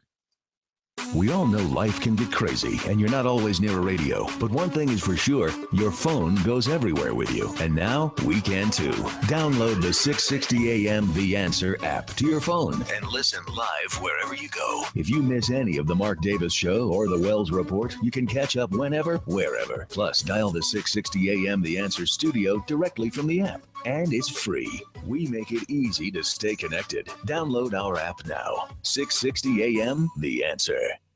The last thing I wanted to inherit from my mom was her varicose and spider veins. Then it happened. Embarrassing, bulgy, naughty-looking legs. Not to mention the pain and swelling. I just couldn't stand it anymore, so I went to Vein Clinics of America. Vein Clinics of America is the oldest, largest, most experienced vein treatment center in the U.S. And for 35 years, they've been the leading expert in the treatment of vein disease. Using state-of-the-art laser and minimally invasive treatments, they can begin restoring the natural beauty of your legs in as little as an hour with no downtime, and most treatments are covered by your insurance. My legs look great and feel great. I even love wearing dresses again. Whether it's a family gathering or office formal, make sure your legs look and feel their best this fall. Call now and schedule a free fast-track consultation to find out how you can finally get rid of those embarrassing varicose and spider veins. Space is limited, so call 800-300-3388. That's 800-300-3388. 800-300-3388. Honey, what is that in your CPAP mask? Oh, that's just my mold collection. Oh, gross. And what is that? What, that bacteria colony right there? Yeah, cool, huh? Okay, CPAP users, admit it. You're not always as careful about cleaning your system as you should be. Unfortunately, a dirty mask and hose can make you sick, respiratory infections, allergy attacks, and more. But now there's an easy way to protect yourself. SoClean.com has released the world's first and only automated CPAP cleaner and sanitizer. It kills 99.9% of CPAP germs in minutes. For a limited time, you can try it risk-free for 30 days. Just call 1-800-700-2152.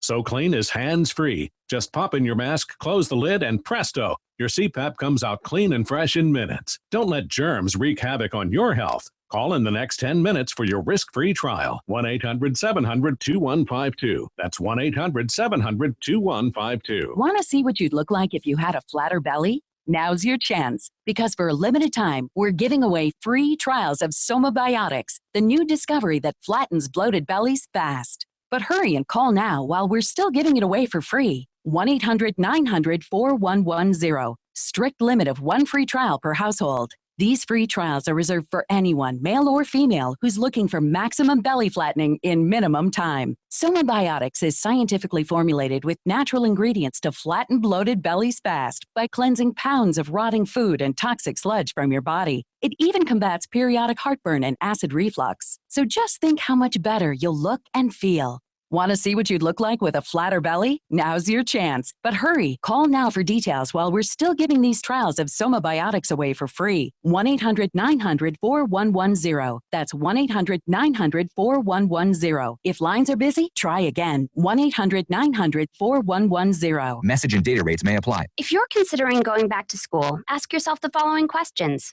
Do you need the flexibility to take classes on your schedule? Do you have college credits you need transferred? Do you want to earn a quality degree from a world-renowned university? If you answered yes to any of these, Arizona State University is the perfect school for you. Arizona State University offers over 100 of its highly ranked degree programs 100% online. You'll earn the same degree as on campus from wherever you are. Learn more by texting CLASS to 369-369. My name is Jonathan. I live in Portland, Oregon, and my major is communications.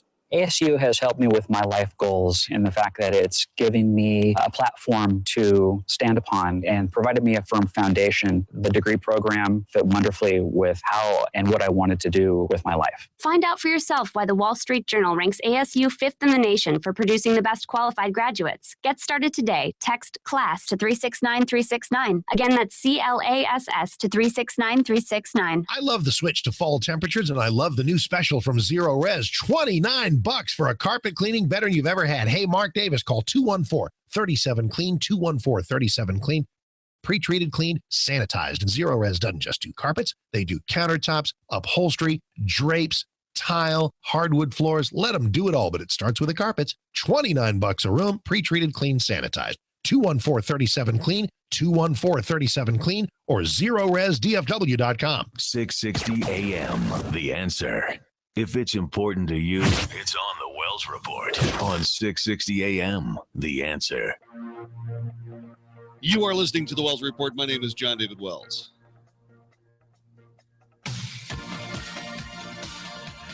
More than 200 veterans have died waiting for medical care at the Department of Veterans Hospital in Phoenix, Arizona.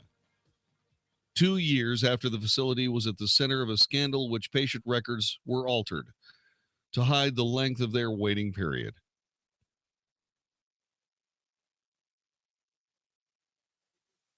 In a report released October 2nd, the VA Inspector General's office found that 215 deceased patients had opened specialist consultation appointments at the Phoenix facility on the day they died.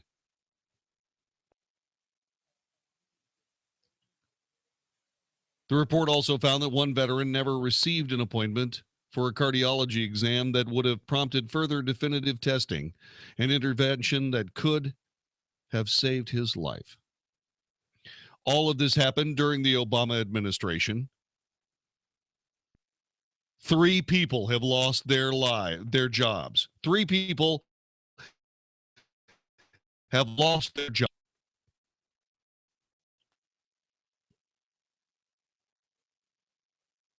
Three.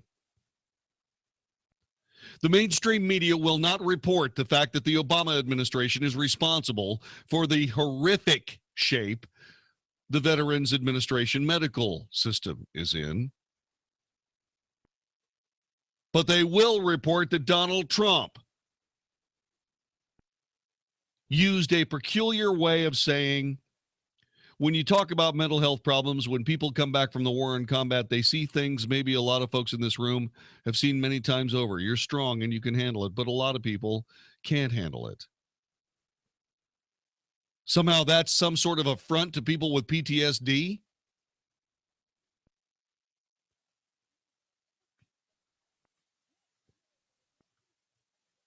I'm sorry. The Obama administration is killing veterans by the bushel baskets full. By the bushel baskets full. Why in heaven's name would Hillary Clinton be talking about some sort of stigma that theoretically would keep people away from the Veterans Administration where they could find help? It's not the stigma that's the problem. The problem is that if they actually show up, it's quite likely that they won't get help anyway, and it will end up shooting themselves anyway. Your record isn't good enough to besmirch Donald Trump from actually pointing out that there may be something you haven't thought of.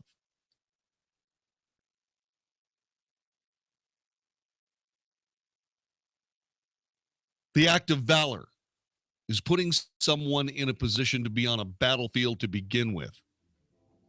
That act of valor may lead. Those people that have PTSD still have demonstrated that valor. Nothing will take that away from them. This is a wound. But saying that somehow that there is no problem, that these people are just like anybody else, you know what that is? That's sticking your head in the sand. And that's contributing to why there are 22 people dead every day, because you would rather make some sort of political cat-like point in the newspaper instead of solving the problem, which you have not done in 8 years. 8 years. How many people have lost their lives? Somewhere around 300,000. 300 grand.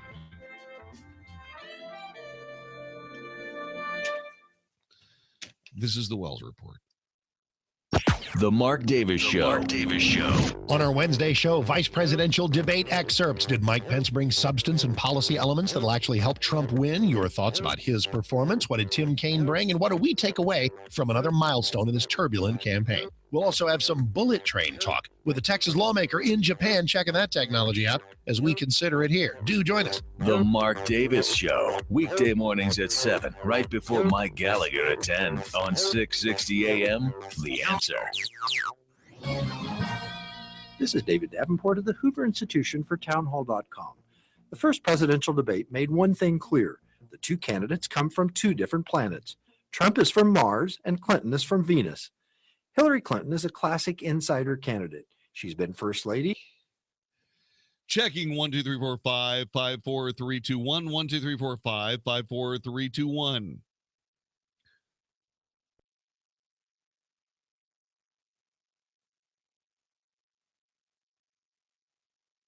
When I realized that news organizations were using the news to prove their political points, I told you about it.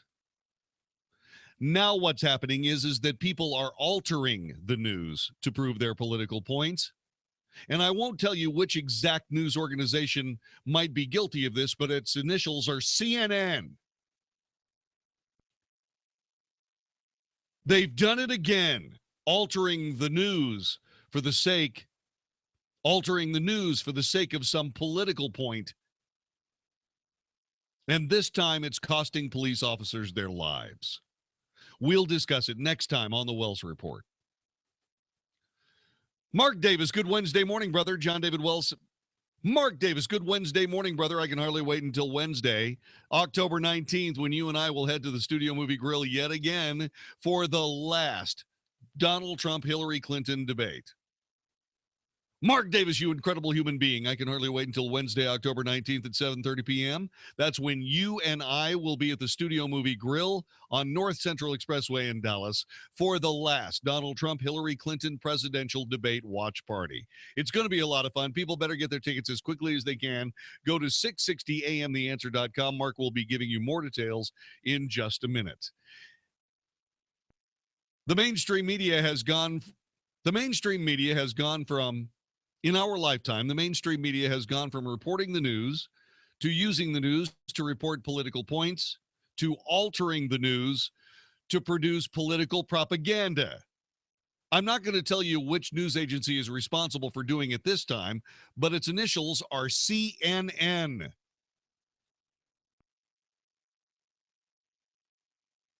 Deceptive editing of news in the news. Next time on the Wells Report.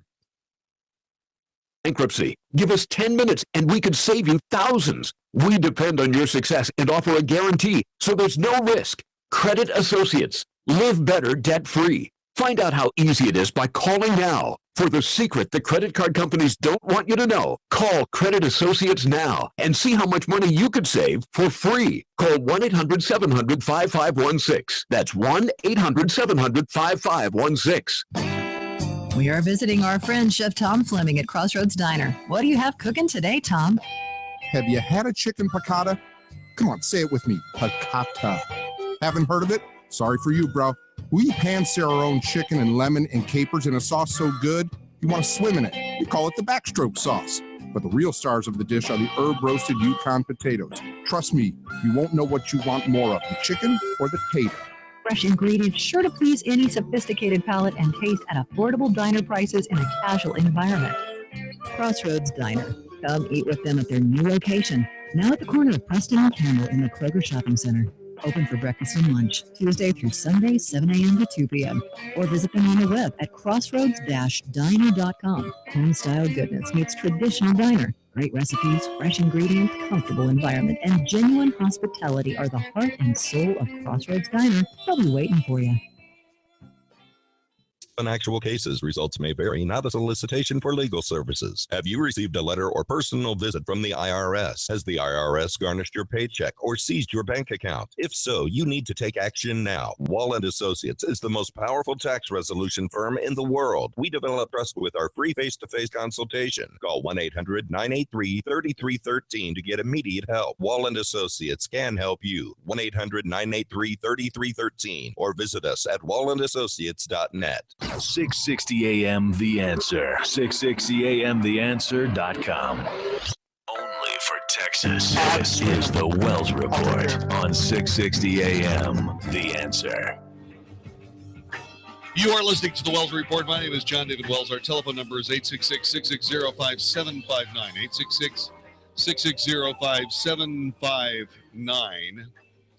There are a couple of things in the news that I want to talk about, mainly debunking some serious, I guess it's mainstream media malfeasance is probably the best way of saying it. And the way this works is this. Hillary Clinton has been talking about General Motors. She's been talking about how the Obama administration saved the car industry in the United States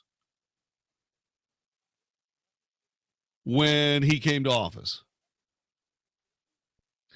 Well, unfortunately, there's some reality here that bears repeating, and I'm going to make this plain. General Motors has always been about a footstep or two away from bankruptcy.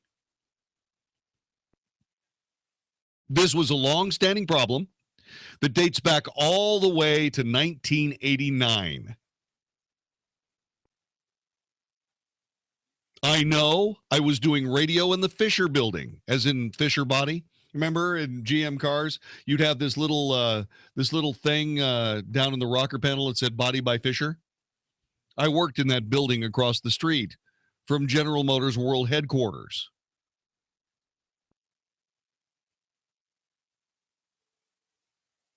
They were going broke then. You know why? Because they had too many brands. Too many brands, they weren't focused properly. They could not run the company that they had sought to put together. They could not make it work. They had Oldsmobile, Pontiac, Buick, GMC, Chevy trucks, Chevrolet, Cadillac. They couldn't make it work. They managed to stave off bankruptcy. Barely.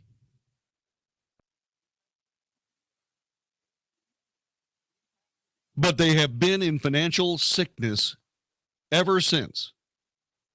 And when the bailout came that Hillary Clinton is so famously touting in her campaign, a few things got lost. Specifically, $10 billion was written off by General Motors. That was 10 billion tax dollars just written off. So whenever you hear Hillary Clinton talking about how, well, you know, President Obama saved General Motors and all those jobs. President Obama did nothing of the kind. Because those jobs cost us $10 billion.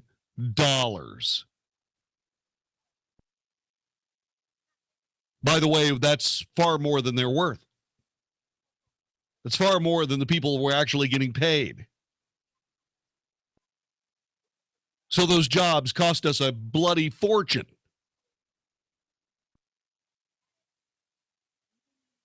Well, Jon-David, what are you saying? What are you saying, John? Are you saying that they shouldn't have bailed out General Motors? That is exactly what I'm saying. But all those people would have lost their jobs. No, they wouldn't have. And I will explain how they wouldn't have lost their jobs in two shakes. Let me get to Jeff in Dallas. Jeff, thanks for joining us. Welcome to the Wells Report. Hello. Hi, Jon-David.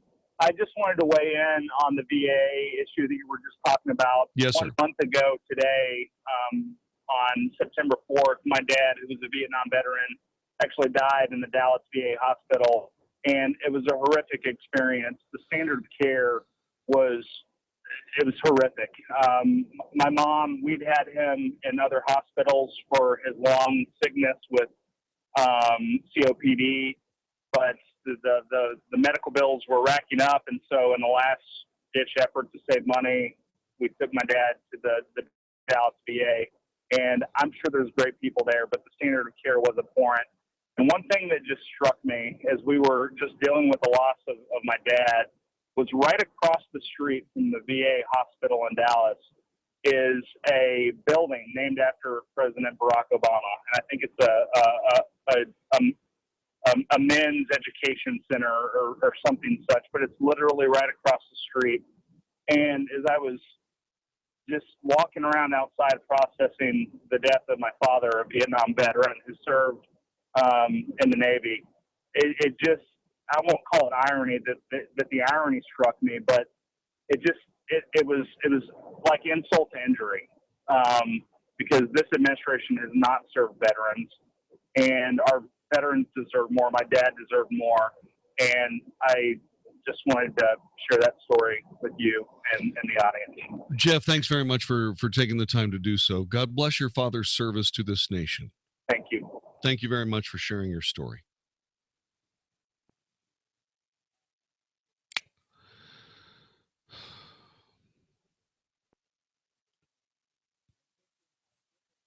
Why doesn't it work?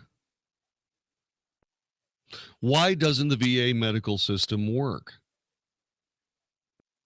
We know how to run hospitals.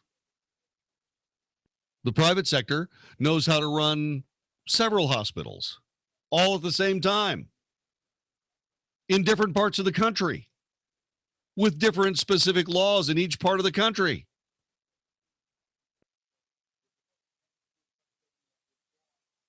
But why is it that the VA medical system doesn't work? The reason it does not work is because the people running the system are people that are caught up in the bureaucracy of the system.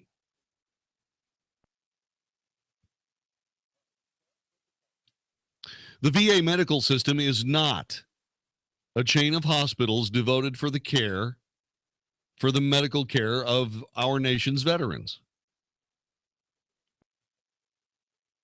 The Veterans Medical System, the Veterans Administration medical system, is not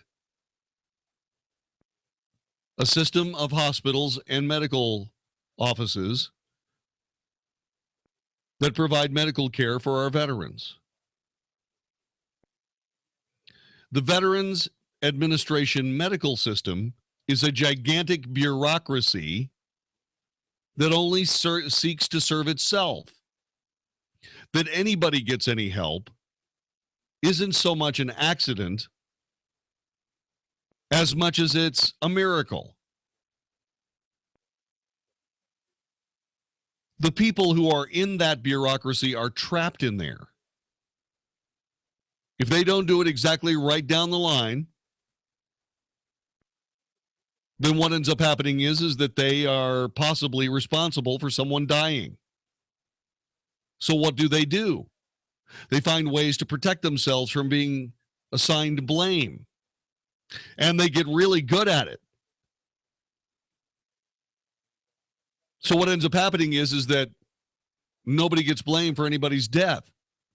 Pretty soon it adds up. You lose 307,000, and some smart alecky IG shows up and says, hey, you know what? A lot of people need to lose their jobs. And those people that need to lose their jobs look them right in the eye and say, oh, yeah? Give it your best shot. And so far, the oh, yeah-ers are winning the day. They are winning the day. And it's time for them to stop. But that's not the real issue here.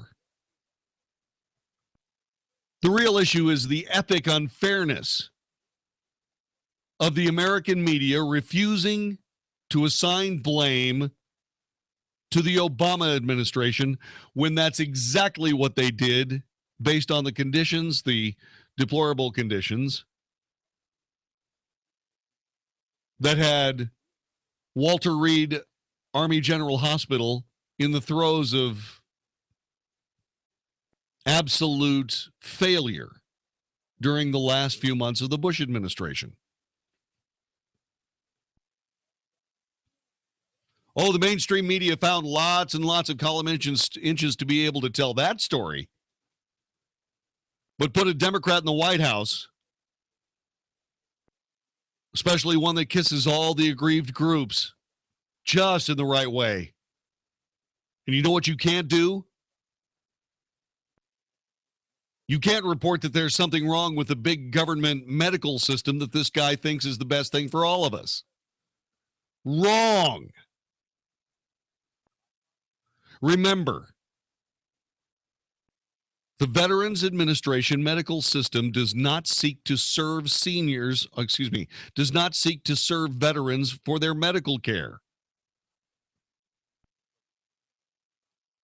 The Veterans Administration medical system is a bureaucracy that serves only itself.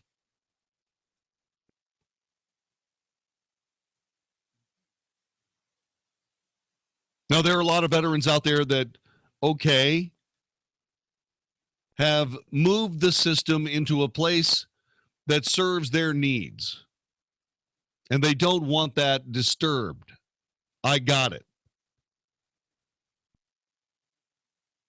But I don't want to ever read another IG report that says 307,000 of my brothers and sisters died waiting for medical care from the VA medical system. So you've got your choice. You either get these people to pull their heads out and start actually running a medical system,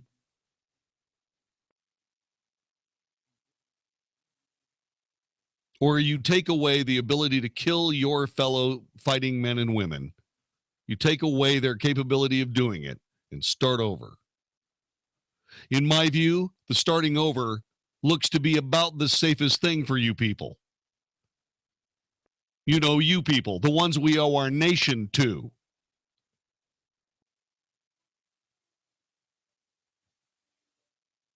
How long have we been spouting the statistic that PTSD victims kill themselves at a rate of 22 every day?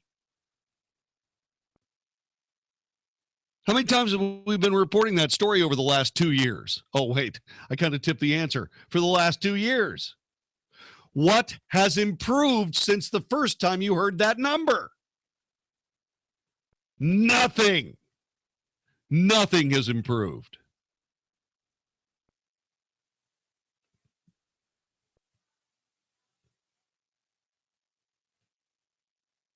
Is that worth a news story or two? Well, apparently not. But the Donald Trump would point out that people might have a weakness that precludes them from being able to deal with what they've dealt with on the battlefield after they come home and come down with PTSD and suffer and suffer and suffer all the way to the damn brink. And some cross over. One of my closest friends, we almost lost Baghdad Bill. We almost lost him. You know what was really spooky about all that? The only person that had any idea that he was in trouble was his wife. She couldn't convince the VA medical system. She couldn't convince Baghdad Bill. She could not convince anybody that this man was in the throes of the end of his life, of his very own demise.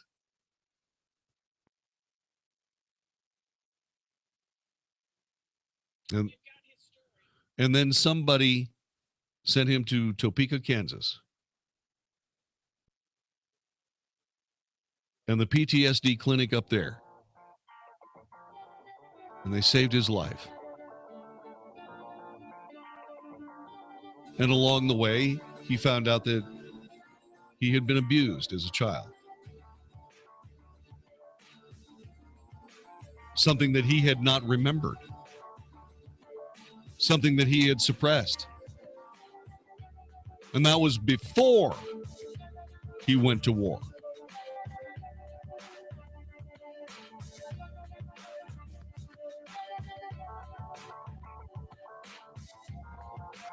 I am damn tired of listening to politicians say anything except the absolute truth about what's going on with the Veterans Administration Medical Center, medical services. I want them to fix that. I want them to start taking care of my brothers and sisters. And I want it to happen right now. And guess what?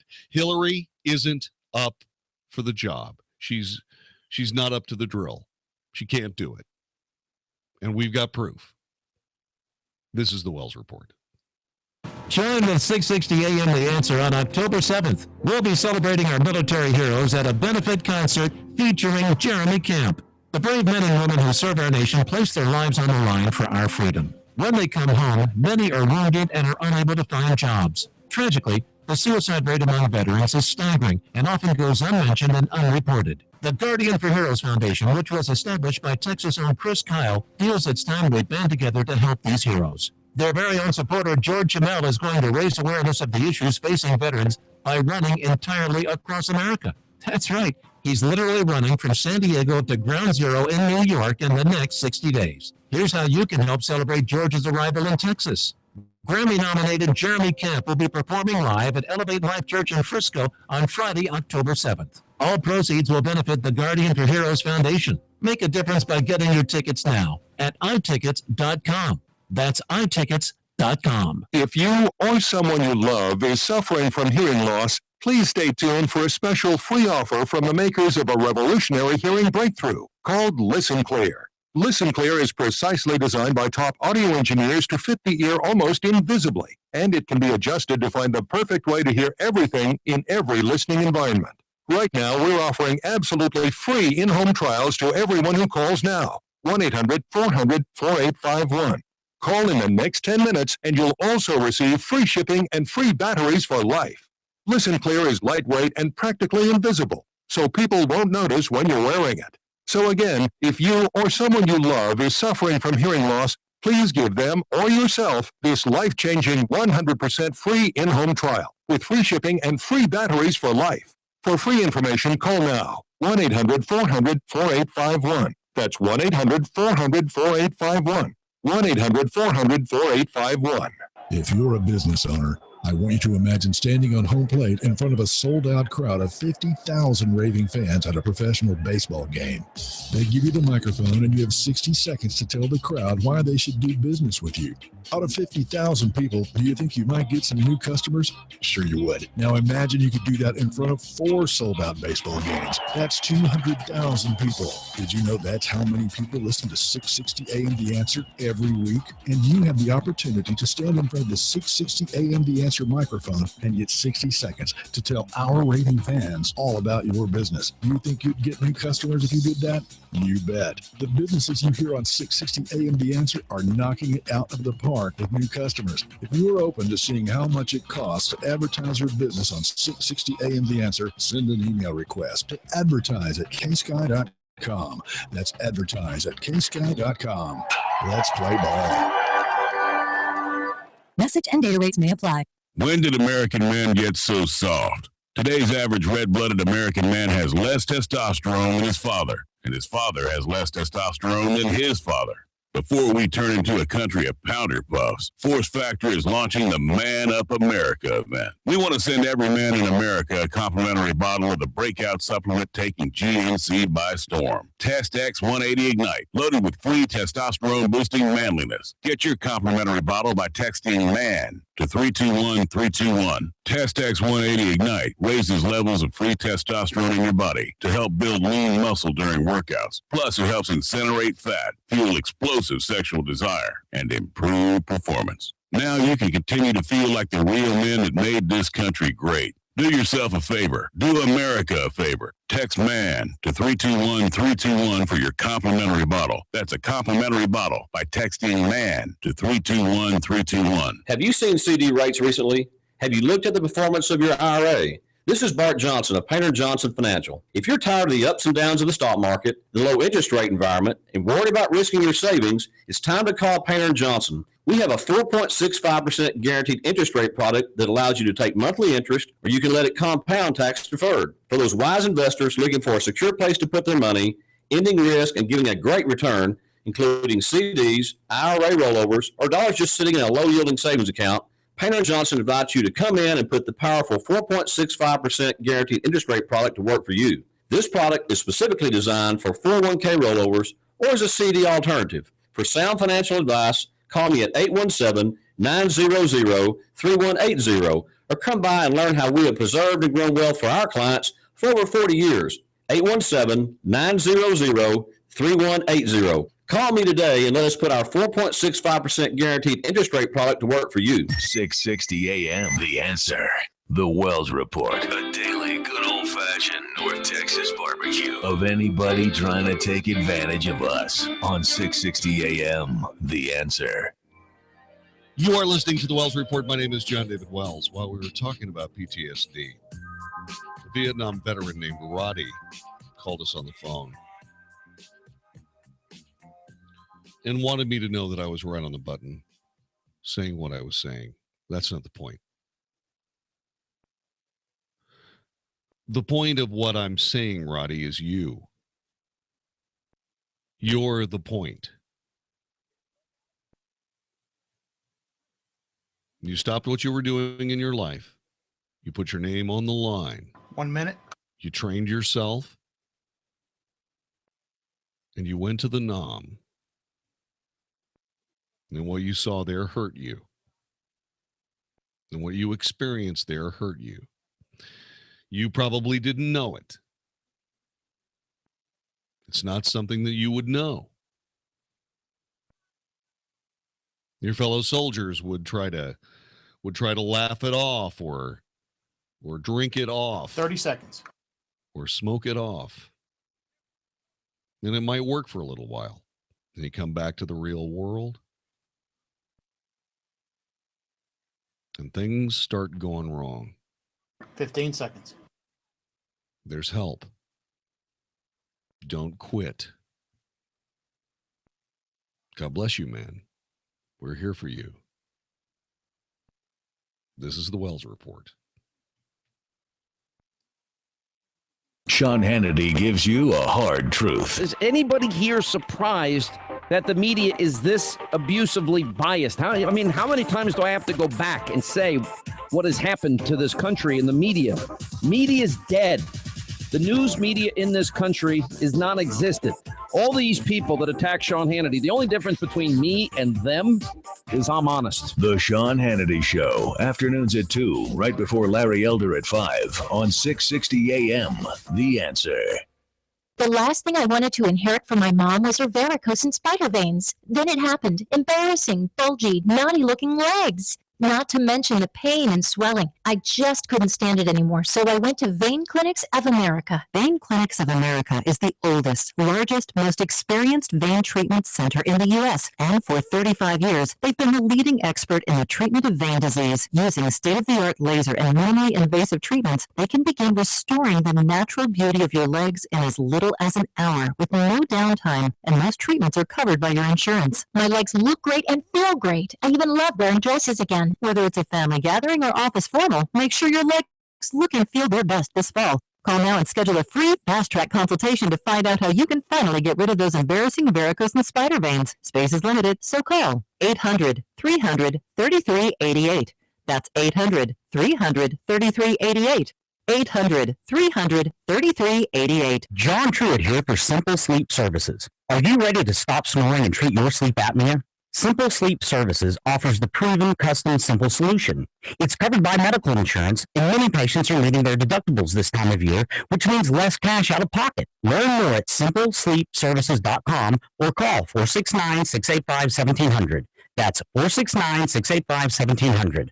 Offices conveniently located in both Dallas and Fort Worth. No CPAP, no surgery, just simple sleep. There's no real ladylike way of describing this, is there? Shonda Pierce, the queen of clean comedy, is back with the Happily Laughter After Tour. This ain't pretty bill. We're going to tell you how it really is. Come see Shonda Pierce and special guest Karen Williams and the Happily Laughter After Tour. For details and ticket information, visit awakeningevents.com. The 94.9 KLTY Dallas Baptist University Concert Series, Saturday, October 8th at Cottonwood Creek Church in Allen. Get tickets at skytickets.com.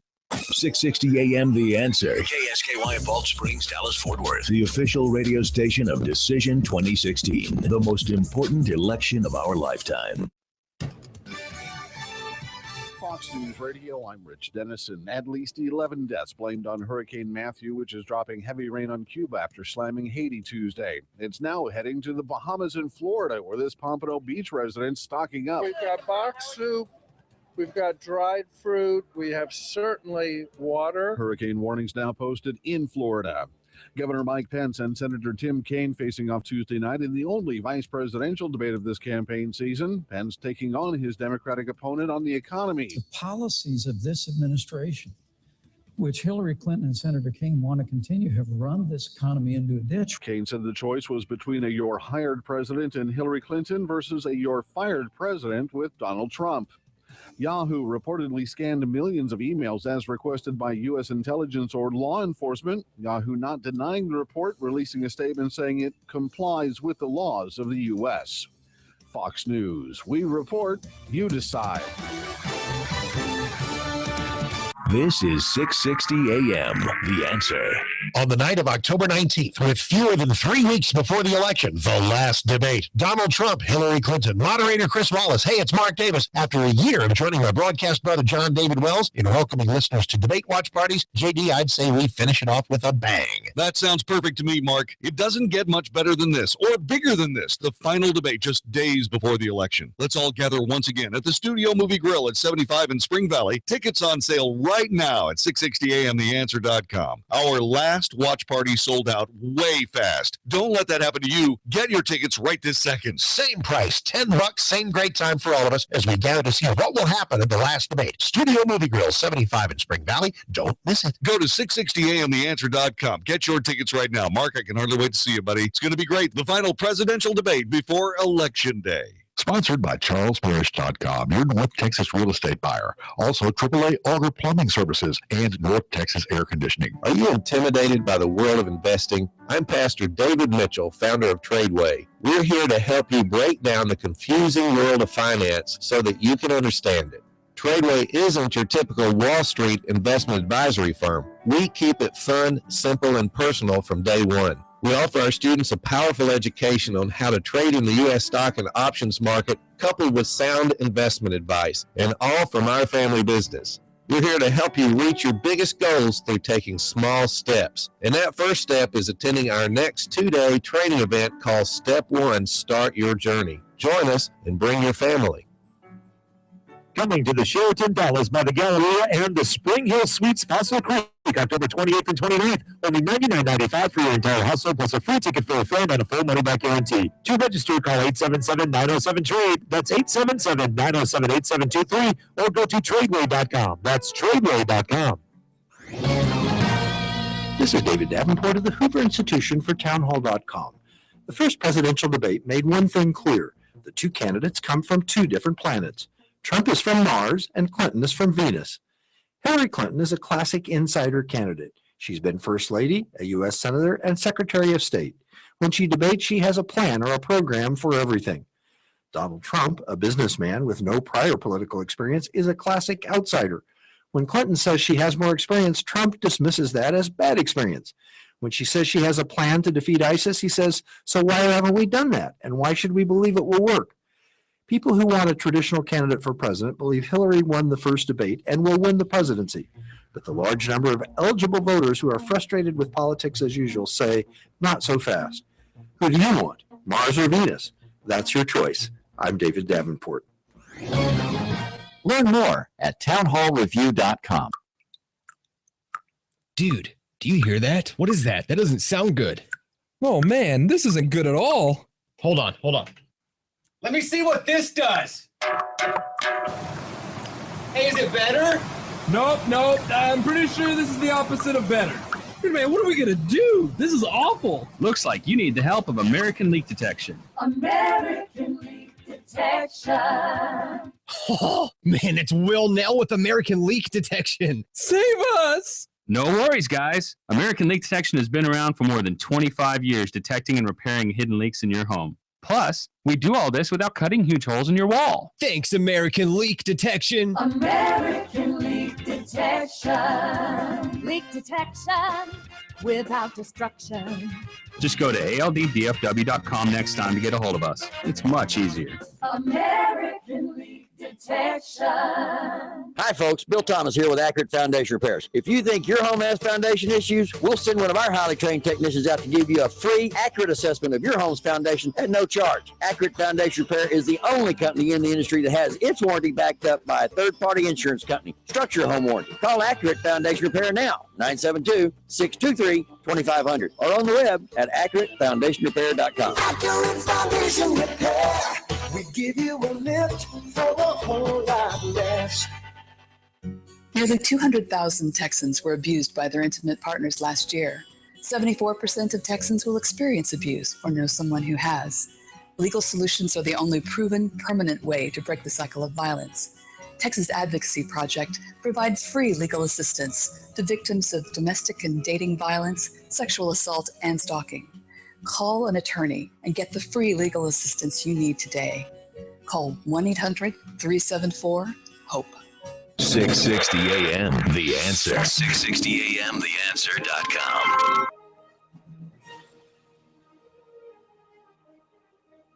And now, America's #1 show on pop culture and politics. This is the Michael Medved Show.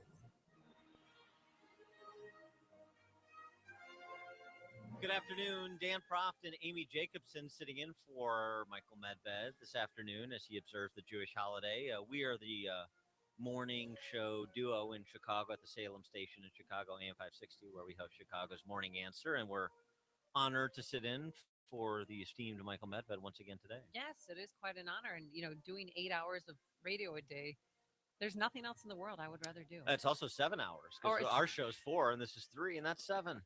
And Amy Jacobson, a University of Iowa grad, math major. Math there. major, Yeah. yes. Well, I was going to do engineering, but it's too complicated, so I went for journalism. Yeah, and then you're displaying the math for journalism class that you took. Speaking of journalists, we got our first vice presidential debate, and I should say we're coming to you live from the Museum of Broadcast Communications in downtown Chicago, where we are in the Paul and Angel Harvey Radio Center, and we have 3 oil paintings staring us in the face. Paul Harvey, his son, Paul Jr., as well as Angel Harvey, his lovely wife. And I wave and they don't wave back. Right. Well, and tonight there's a debate between 2 oil paintings. So it's a perfect segue. We've got our first vice presidential debate. It's a home game for Tim Kaine at Longwood University in Farmville, Virginia, Amy. Yes, it is. And the cheerleaders are out. They've been, promoting school spirit. All the students are very excited to have this one and only vice presidential debate. But I'm looking forward to it, and you've been poo-pooing it for the last 2 days, and I want to know why. It's a great chance for us to learn more about these 2 people who could essentially be one heartbeat away from the presidency. Well, look, I know Governor Pence. I've known him for several years. Of course, governor right next door to us in Indiana, neighbor to the east there. And he's done a good job taking over for Mitch Daniels and turning around Indiana, where 10 years ago, Indiana used to be the butt of Illinois jokes. And Mitch Daniels and Mike Pense have turned that around 180 degrees. Yeah, they're adhering to their state's constitution to have a balanced budget. Among other things. And so Mike Pence is a conservative problem solver. So I have tremendous respect for him as an executive, as a congressman before he was a governor. He is a dyed-in-the-wool conservative. He is a principled person, and the policy positions he takes flows from those principles. And there have been some missteps. The Memories Pizza flap back in the day when we were arguing about who is forced to serve what functions. That wasn't his finest hour, but otherwise, he's been a very solid legislator and a solid governor. And he's been solid on doing cleanup for Donald Trump. But that being said, why this debate tonight? You want to keep expectations nice and low where they can be cleared. It's just because these 2 gentlemen are not exactly known for their madcap personalities. You know what I mean? Yeah, well, even when Tim Kaine was announced as Hillary's running mate, he said, "I am a boring politician." And I'm he letting is, you know. Yeah. And he has lived up to that. He wasn't lying. No, he wasn't. But Governor Pence, he's well-mannered Midwesterner. I love him because I trust him. He always seems like the adult in the room. And when Donald Trump wanted to invite Jennifer Flowers to the first debate, he was the first one to, sit down with Chris Wallace, and he said, "She is not coming to the debate. Next question." He just always seems so solid.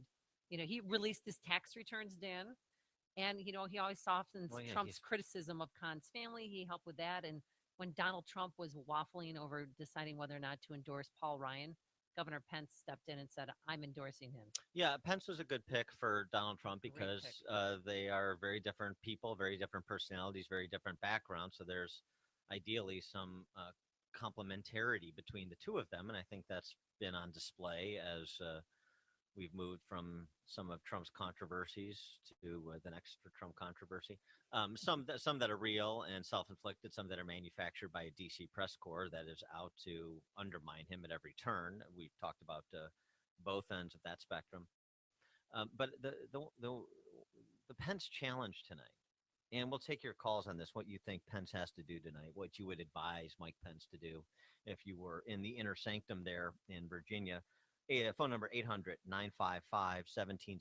800-955-1776. What would you want? What would you suggest Mike Pence do? The tack he should take against Tim Kaine and really against Hillary Clinton by proxy, because that's what these two individuals are. They're proxies for their running mates, of course. Chuck Todd had this piece on NBC. And Chuck Todd is such a simp, this Harkin campaign volunteer who somehow got the Tim Russer chair at NBC News. I don't really understand it. So, Mike Pence has this very high hurdle to clear. He has an almost impossible job because he's got to recast the things that Donald Trump has said.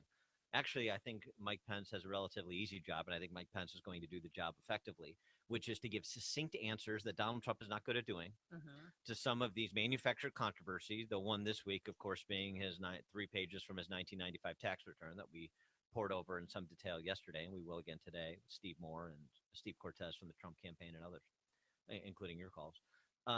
But also just to represent the contrast, represent the choice. So where even Donald Trump has admitted that he hasn't always said things in the most appropriate way, you have a choice in this election between somebody who hasn't always said things the right way and somebody who's done wrong things in positions of power. Those are distinctions, and you can go right down the issue matrix, whether it's national security and all the associated policies with that, against the backdrop of the Russian-Syrian ceasefire falling by the wayside and Russia taking a more aggressive posture towards the U.S. in Syria. So there's Hillary's Russian reset. There's the Obama-Hillary red line on display in the Middle East. Right down the line on national security and geopolitical issues to immigration issues, to domestic law enforcement issues, to tax and spend and regulatory policy and the economic climate when 2/3 of the country thinks America's on the wrong track. This is all going to be, to me, paint by numbers for Mike Pence, and I think this is a job he's well suited to do. Do you know anything more about Tim Kaine rather than that he's just extremely a boring politician? I mean, do you think he's going to be able to last with Mike Pence? Yeah, I mean, you've seen him on the Sunday talk shows for the last several weeks. Yeah, he seems clueless. Well, he does seem to be the last to know about some of Hillary Clinton's problems. Right, he didn't even know she was sick. He didn't even know she had pneumonia. He found out when we all found out. He's also misstated things that Hillary Clinton has said and or done a couple of times. So, but apparently Robbie Mook isn't communicating. Mook. You have to say it. Robbie Mook. That's how Dad pronounces Robbie Mook. I mean, the Dickensian named campaign manager for Hillary Clinton. He hasn't necessarily always looped Tim Kaine into what's happening on the campaign trail and what the talking points are. So there's been some of that, but otherwise, Kaine is this kind of vanilla, competent, standard issue DC politician who will talk like a fortune cookie, and he'll do that for the duration of the debate. I doubt he'll do himself any harm. I doubt he'll do Hillary Clinton much benefit. And then immediately after the debate ends tonight, we'll be talking about Sunday. I mean, seriously, that's what I think is going to happen. And I think if Kaine, he should do anything, bring some sense of humanity, human connection to Hillary Clinton, because that's what people think, that she's just, a dictator, a female dictator, and that she has no compassion for other people. Don't cry for her, Argentina. Yeah, well, and to your point, MSNBC, that's at the scene of this crime in Farmville, Virginia, today, they asked the question, one of their fungible hosts, I don't know if it was Al Sharpton or Joy Reid or Chris Matthews or One of the hosts that hasn't paid their Teray taxes. still there? No, you know what? Is Teray- Melissa Harris Perry still no, there? she got the boots. David Gregory, did they throw him over there? Brian Williams? I mean, they're all, I can't tell them apart. I literally don't know who's who. So it's some MSNBC host, picked from among the names I just mentioned. It really doesn't matter. Ask the crowd assembled at Longwood University about millennial female support for Hillary Clinton. Listen to this. Governor Granholm, last night I had the very fortunate opportunity to hang out at a sorority house here at Longwood. And when I asked the women if they felt connected to Hillary Clinton, they were very, very proud to see a woman get the nomination, but they didn't feel a connection to her. I want to actually ask the crowd behind me. So Hillary Clinton as a candidate, do you feel connected to her? I want to ask the women in the room. What do you think this disconnect is? I mean, clearly, Governor Granholm, you are with her. We're seeing Hillary Clinton pick up steam with more women every day. But Yeah, why there you this go. Well, so younger that generation? you heard that. So, I mean, it's the underwhelming response, or overwhelmingly no. The only girl who screamed yes in the background was Robbie Mook. But it's, I mean, it used to be so important to me personally to have a female president in my lifetime. Now I could care less. And it's good that the younger generation, the younger sorority girls feel the same way. No one's connecting with her. And that's what I think Tim Kaine's role is tonight, is to make her seem more personable, more likable. All right. Well, I'll tell you what, we do want to get to the Trump tax issue because there's some developments over the last 24 hours on that topic. And we'll take your calls at 800-955-1776. Dan Proft and Amy Jacobson from Chicago filling in for Michael Medved this afternoon. 1-800-955-1776. The Michael Medved Show. That's 1-800-955-1776.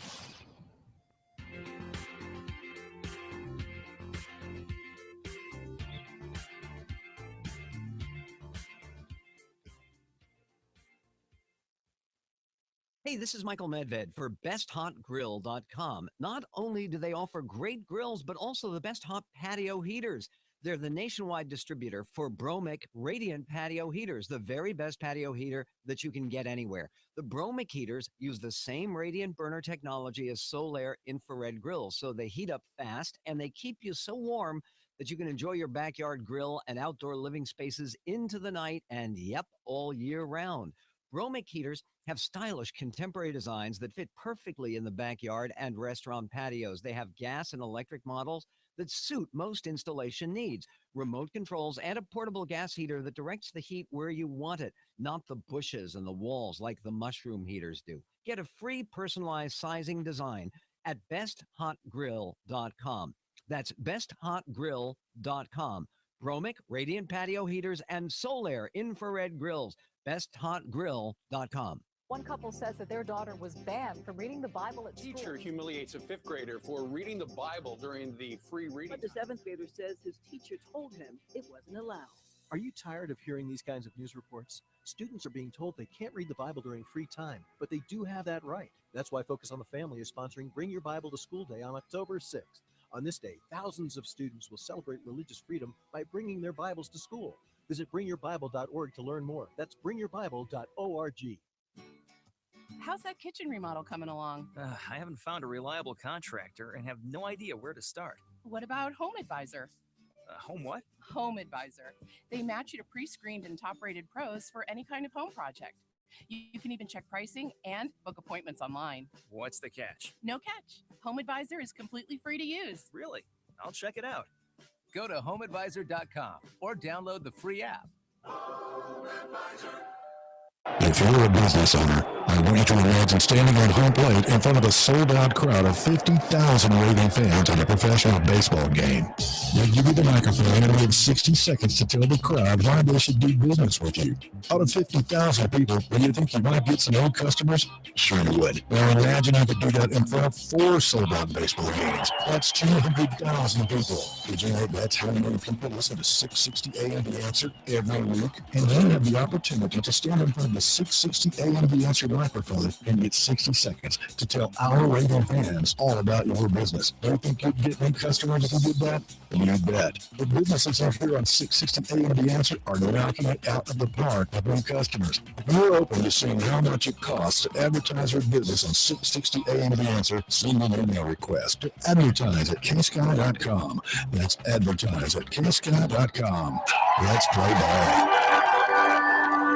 Hey everybody, Mark Davis for my friends at Good Feet, Plano, Fort Worth, and Southlake. Learn more at goodfeetdfw.com. Learn about arch supports that actually work. Good Feet is America's #1 arch support for over 20 years, and they've got arch supports designed to get people out of pain wearing all kinds of shoes, athletic shoes, casual shoes, dress shoes, men, women, flip-flops. Come on, they're discreet supports that won't be noticed in your fanciest open-style shoes. They're designed to make all shoes more comfortable for the ladies and the gentlemen. Get you out of pain today. That's what they do at Good Feet. Visit the website at goodfeetdfw.com. Set up an appointment today. Visit one of the stores, Southlake, Plano, Fort Worth. They'll follow up with you, make sure everything's going exactly right to get you out of pain, walking, working, vacationing the way you want. Goodfeetdfw.com, goodfeetdfw.com. They are in Plano, Fort Worth, and Southlake, and always there for you online to answer all your questions at goodfeetdfw.com. Get out of pain today. America's #1 arch support, goodfeetdfw.com. Hey, 3 hours a day is all I ask. Join me, Sean Hannity, from 2 to 5 each weekday, right here on 660 AM, The Answer.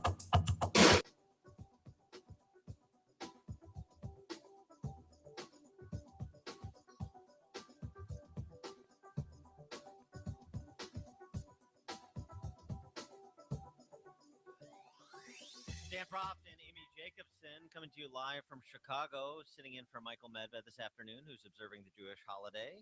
And we are the Morning Answer team in Chicago, Chicago's Morning Answer on AM 560 Salem Station in the Heartland. And we're talking about tonight's vice presidential debate, what to expect, what you would suggest Mike Pence do to advance the interests of Donald Trump. I guess you can make the case of what Tim Kaine should do to advance the interests of Hillary if you want. Entertain that as well.